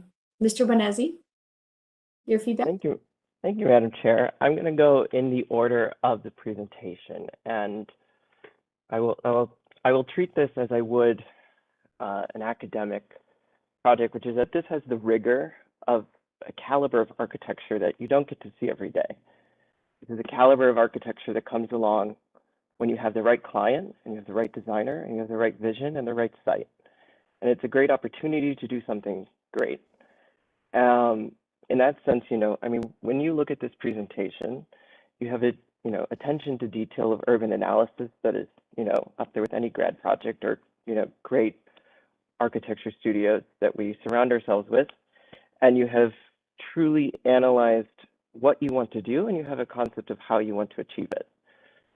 What I have some problems with not is actually in the the material palette of the building is gorgeous, and the way you got to the material palette was a big focus of the presentation. I noticed that from the references back to Italy, the references to other types of architecture. I think that there's a despondent logic between articulating the building as a diagram, right? A mass I'm going to extrude and carve, and then, you know, not relating that back to plan, right? Because we were led through the building in plan, and we were led through the building as an exercise of carving, and then the two just kind of came together. And where I see this causing, like, you know, maybe issues for people to feel this is heavy, is that when you truly just extrude and you keep the line datum or the roof datum as a continuous all the way around, is that there's no sort of relief at the sky. And though you've carved all of the elevations, not carving that kind of top profile or carving it in depth, it to me starts to feel that you're leaving a void that is just kind of pushed and pulled, but it hasn't truly been carved or manipulated or kind of like extruded. Because, you know, there's some of these moves that are really like expressive and fabulous. Like I love seeing the kind of layering of this building, right? Because you get a layer of glass, you get a layer of travertine, you get more layers, right? But then some of these layers and the kind of the very subtle like alignments between them start to miscalibrate. Like I see this one window that in the horizontal doesn't kind of carry over around. And so the ability to read this thing as like a layering going up starts to kind of, you know, dismantle what I feel like you're going for, which is that it's this beautiful crafted monolithic object, which I feel like if you took another stab at the refinement of some of these alignments between like the datums of each of these levels, thinking about, you know, how does the front elevations roof line, you know, I'm looking at this corner right now, and if we look at 1, 2, 3, the fourth floor, like all of them align except for this one slot on the right, which just goes a little bit too high. Or you get something else on the top penthouse floor where you have this beautiful line of travertine that you can follow all the way around, and then it's just kind of slotted out. And I think if, you know, in that way, actually simplifying the building and the way that you're articulating, being so, you know, careful with everything, just like how you were beautifully careful with the material palette of this building. You know, I personally consider myself a, you know, primitivist by heart. And I truly see this as it could be integrated into the community. I believe there is a way. Because if we look down the streetscape, you're 100% right. We have everything from a neoliberal building built in 2010 at the end of the street. We have a modernist church, which is probably around the 60s and 70s. We have this beautiful piece of, my history is escaping me. We have this beautiful church. And you can go down the line, right? Architecture is of the time and of the period, but being a part of the community and being that statement, like this is a road of statements, and it's the history of the thing. So I'm not disagreeing that the project, you know, can't be done because it's modern. I think that, you know, the conversation of how do you incorporate yourself in a historic community, because this is a very different historic community. This is a historic community based off the events of the people who live there. I could argue that this is not an architecturally, you know, you're not in a perfect Georgian community where everything is Georgian and, you know, it would stick out like a sore thumb if it's not Georgian. This community is about the people who have lived and grown up there and the, you know, the kind of legacy that you want to leave. And I believe that this would be, you know, a beautiful legacy to leave on this corner. But it's something that we all have to agree that we want to get done right. And I, you know, so from me looking at it as a, truly as a designer, like that's just my comments on the project itself. But if we go back to like, where do I feel like there's a disconnect right now between the building and what you're trying to achieve? I think it would partly be in, you know, the logic of just, I'm going to extrude it and carve the sides, but I'm not going to touch the top edge. Or like, you know, I'm not going to lecture you on how to design. That's not my job. My job is to just, you know, give you feedback of where I could see things changing or improving. And I feel that maybe if you know, reapproach that initial thing, like extruding a single volume and carving it, maybe extruding a collection of volumes and seeing what that gets you, you could maybe arrive at a different or slightly different variation that somehow feels less monolithic in volume, but it would still feel monolithic in material and application of solid and void that gets you the idea that you want to achieve, which is this, trust me, a beautiful piece of architecture. I know that's asking a lot, but that's why we have conceptual reviews, because the last thing you want to do is get to an approval process and, everyone's not happy. But I have to commend, I mean, for me as a designer, there's the stuff you do every day, which you're like, I'm just going to work through this and it's going to be great.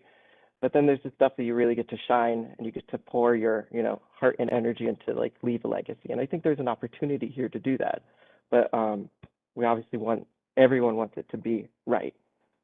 But with that being said, I'm not going to lecture you or go on and on so that we hit our 1 o'clock mark. But I am excited to see how this keeps evolving, or how this moves forward, or how you take these comments, and or what your thoughts are on the comments. But that is all I have to say for now. So thank you for the great, beautiful presentation and this opportunity of a project. Thank you, and thank you for those really thoughtful comments, which we will take to heart. Thank you very much. I also just quickly like to point out a couple things with respect to scale, massing, and location within the neighborhood. We're talking about Mayfield Road, which is a commercial corridor. It's the main commercial corridor running through the neighborhood. From a preservation standpoint, we can talk about historic preservation building to building. From a neighborhood scale standpoint, though, I think it's more about density. It's about the general massing of structures and where they are in the neighborhood. Little Italy has scale and massing similar to Tremont in many respects. It's a series of residential streets coming off of commercial corridors, and there's, for the most part, uniformity in the residential streets. Along Mayfield and parts of Murray Hill, you start seeing a larger scale and greater density, particularly at the terminal ends. And I think that makes sense. And I think we can kind of all see why it makes sense.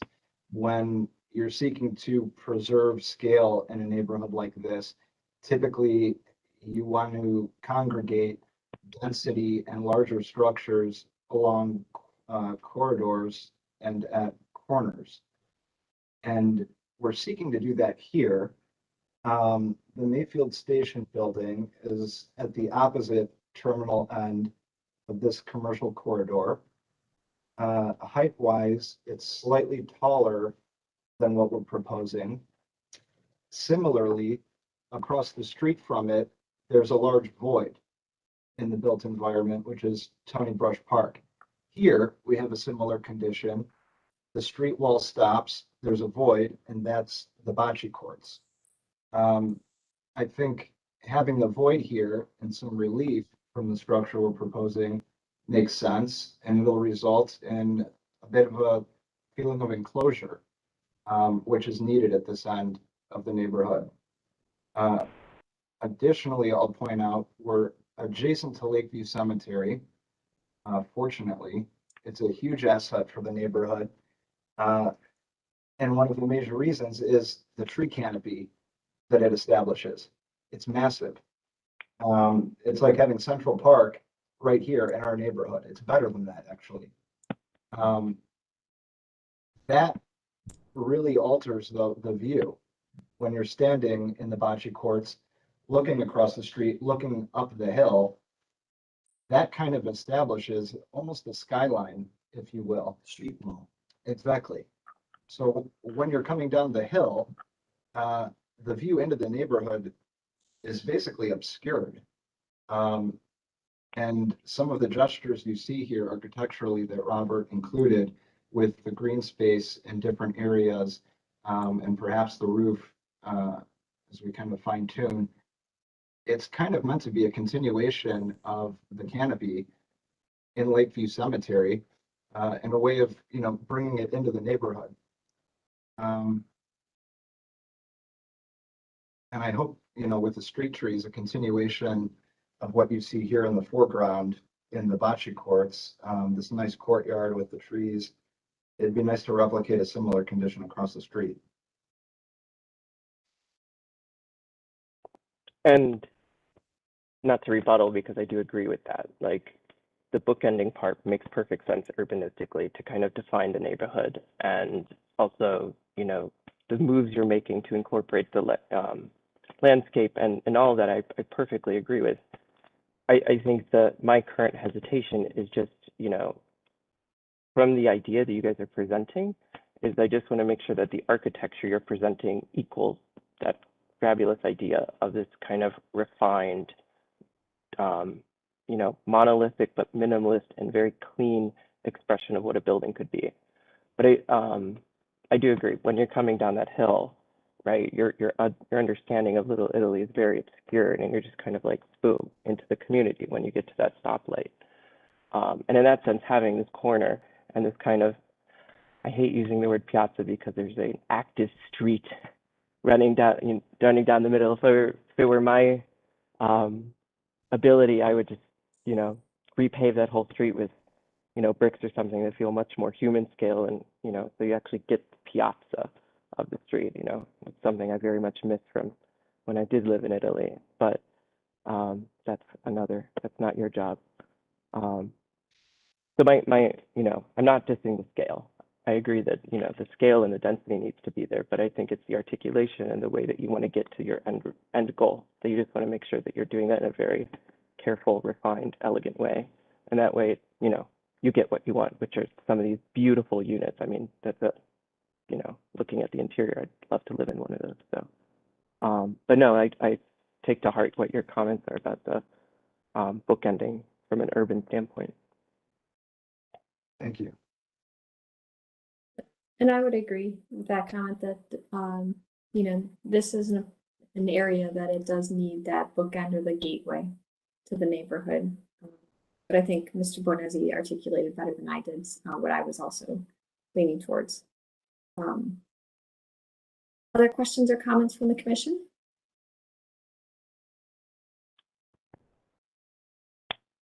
Unfortunately, we have lost a few members that often would comment more.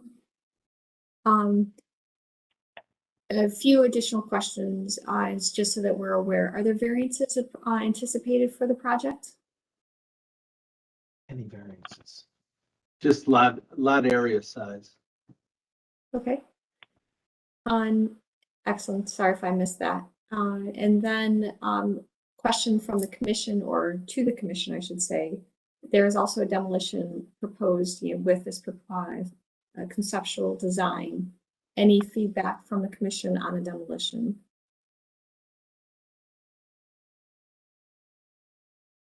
I guess I will give mine. I mean, I am saddened because I used to love going to Primo Vino down to the basement, but it was not the architectural gem of the area. In the restaurant itself, you know, had its merits, and it's sort of quasi very awkward solution. You just had to love it. But I do not have any issues with demolition of that building. Ms. Anderson? Thank you. I was at the site visit, and the building has been sadly neglected. It's very deteriorated. The demolition is probably in order here. Thank you, Ms. Anderson. Ray, I saw your hand up. Did you have something to add to that, or was it just a mistake? Yeah, no, well, I did put it up and now. I didn't speak to the demolition, but based on the site visit and based on the condition we see, I don't think our committee has any issue with approving the demolition of the building. Thank you for that feedback. Mr. Pettit? Thank you. Just one note. I agree. I don't think the building is significant anymore. I think it's lost a lot of its integrity over the years, the alterations. Just one item I would ask the applicants to investigate would be the possibility of salvaging the existing stonework that's on the, at least on the east and maybe the north facades, just to look at that either in terms of reuse in the project or at another location. Yes. It's been discussed that we're going to try to salvage as much as we can. One thing that'll eventually come before you again is the parking lot on the northeast side of 126th in Mayfield is basically going to be the staging area when we construct this. It is part of the ownership, and that eventually will then become another building. And, you know, Matthew and I have discussed that maybe there's ways to incorporate the existing Primo Vino building stone into that project in some manner, whether it's paving or part of a support wall, or, you know, we just haven't gotten to that level yet, but that's kind of what's in the back of our head. I would encourage you to even look at it on, could it be that site wall for your greenery along Mayfield? You know, something, because you do have the beautiful stone walls of the cemetery and the bocce courts and even the townhouses. Might be nice to nod, or other site walls like you mentioned. It's not a bad thought. My only concern is it's not a lot of wall. So you could see it's just it's a little bit. So we probably, I don't know how that would work out, but we could certainly look at it. You're right. I thought it was a little bit taller. So on reuse for on the other side, I think would be, if it can be achieved, would be a great solution. Other questions or comments from the commission?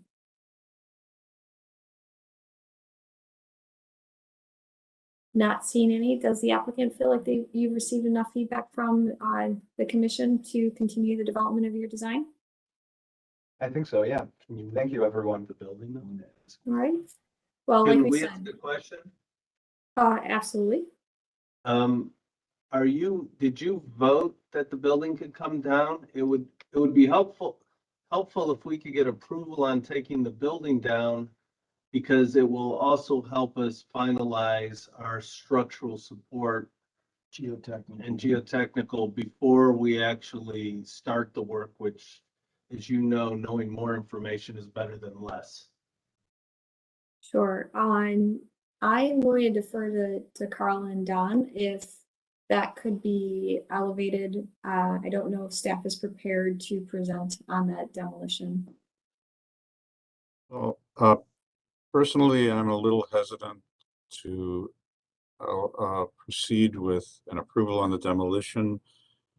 You know, we're still reviewing the new development on a conceptual level.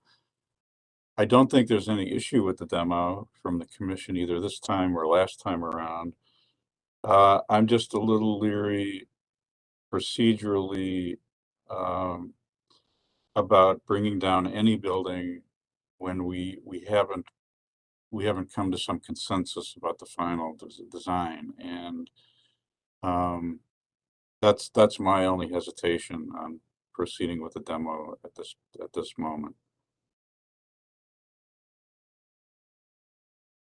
Well, can you tell us what the next steps actually would be? We've heard that Mr. Christosik say that they want to have a community meeting, which we would be in favor of, certainly.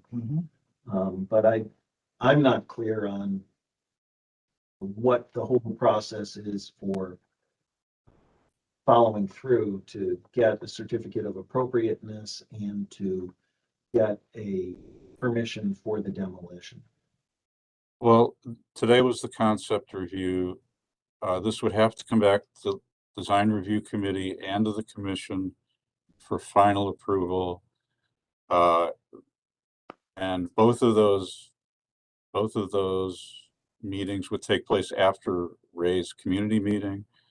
So that would be the timeline. It would go to the community, then it would go to the design review committee for final, and back to the commission for final on both elements, the demolition and the new construction. Thank you. In which cases, Don, is it that demolition is granted prior to final approval, yet after the conceptual meeting, both at local landmarks? Would you repeat that? I didn't understand. I was under the impression that in certain cases, there has been demolition prior to final approval. And I'm just trying to understand procedurally, when that happens. When is it appropriate? We have approved some demolitions prior to final approval of the new development. In some cases, it's based on the condition of the property. In some cases, it's, if the properties constitutes a public hazard, then we will allow that to happen first. It depends a lot on the circumstances of the existing building. Can you give us some insight of when you envision that community meeting occurring so that the applicant can give some timeline to themselves? I think that depends when their final drawings are completed. Once we have that clarification, we'll present it to the community before we take action. So you'd like them to present their final solution to the community versus the conceptual design that was presented today? You know what, if they want to go with the conceptual, we could always do that way too. But then if there's changes made, then we probably have to bring it back to the community. So you have to have 2 community meetings. Let us follow up with Ray in the coming week to take into consideration the comments that have been made today and see what, if any, modifications we want to make. And then, because that may take us a little time, but we do want to keep things moving. But we'll get back to Ray and we'll communicate with you guys through Don relative to whether it's just the same package or whether there are going to be modifications to it. If I may have a question for Don. With regards to the demolition, thinking back just in the neighborhood, they had the Woodhill Nipple project, Woodhill site, and that was approved demolition prior to the approval of the project. And I just wonder if you see those as being similar or different. I don't think they're similar at all. Woodhill was an old industrial site. It was essentially a brownfield. It was vacant and vandalized, and the neighborhood considered it to be a nuisance. There was a major fire there at some point. I think there were good reasons to take it down prior to a final new development. This building's been here, for the last 8 years without any issues. I mean, it's probably been here longer than that. I don't think those are similar cases. I think Woodhill was a very different circumstance. Thank you. Sure. We really appreciate your time today and all of the comments. Everyone's been very thoughtful, and we appreciate the diversity of opinion as well and respect it. Thank you for the presentation. Like I think we said, this is a wonderful opportunity here, and we look forward to see how you develop this. And we're in support of the demolition of the existing structure. We just need to go through the process to get you that approval also. So we look forward to seeing you back here in the near future. Thank you. Thank you. Thank you. Bye, everybody. Thank you. So that concludes our our conceptual reviews. We do have some meeting minutes to Looking for my agenda because I had it. Now I can't find my own agenda oh, there we go. We had 3 meeting minutes that were that were circulated throughout the last few weeks. They were January 14th, 2021, January 28th, 2021, February 11th, 2021. Were there any questions or comments on those meeting minutes?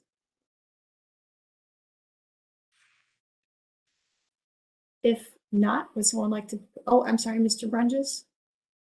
I just have a quick question because we have lost a few members here. What is considered a quorum and do we still have it to be able to vote on these?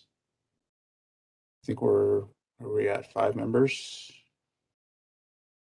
5 is a quorum? Okay, just wanted to make sure before we got too far. Thank you.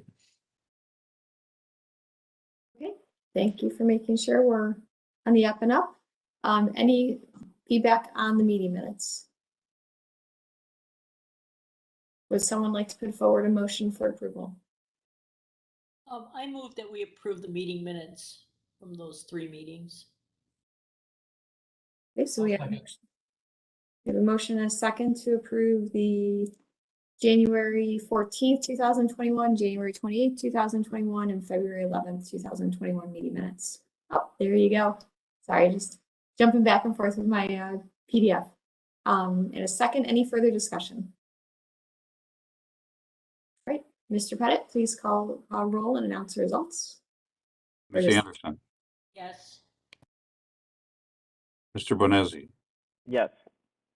Mr. Dryer, Yes. Mr. Tarasik, Yes. Ms. Trott, Yes. Ms. Watley. I guess we lost her too.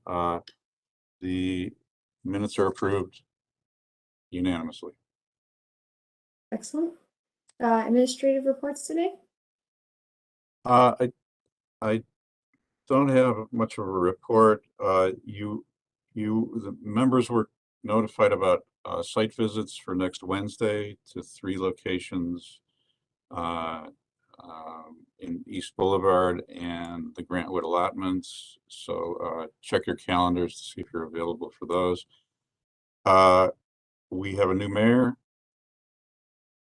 We have a new planning director, or at least we have an interim planning director, Marka Fields. So she will be serving on the commission for the foreseeable future. Other than that, I guess that's all I have. Welcome back. And unless you have questions, that's all I've got today. Okay.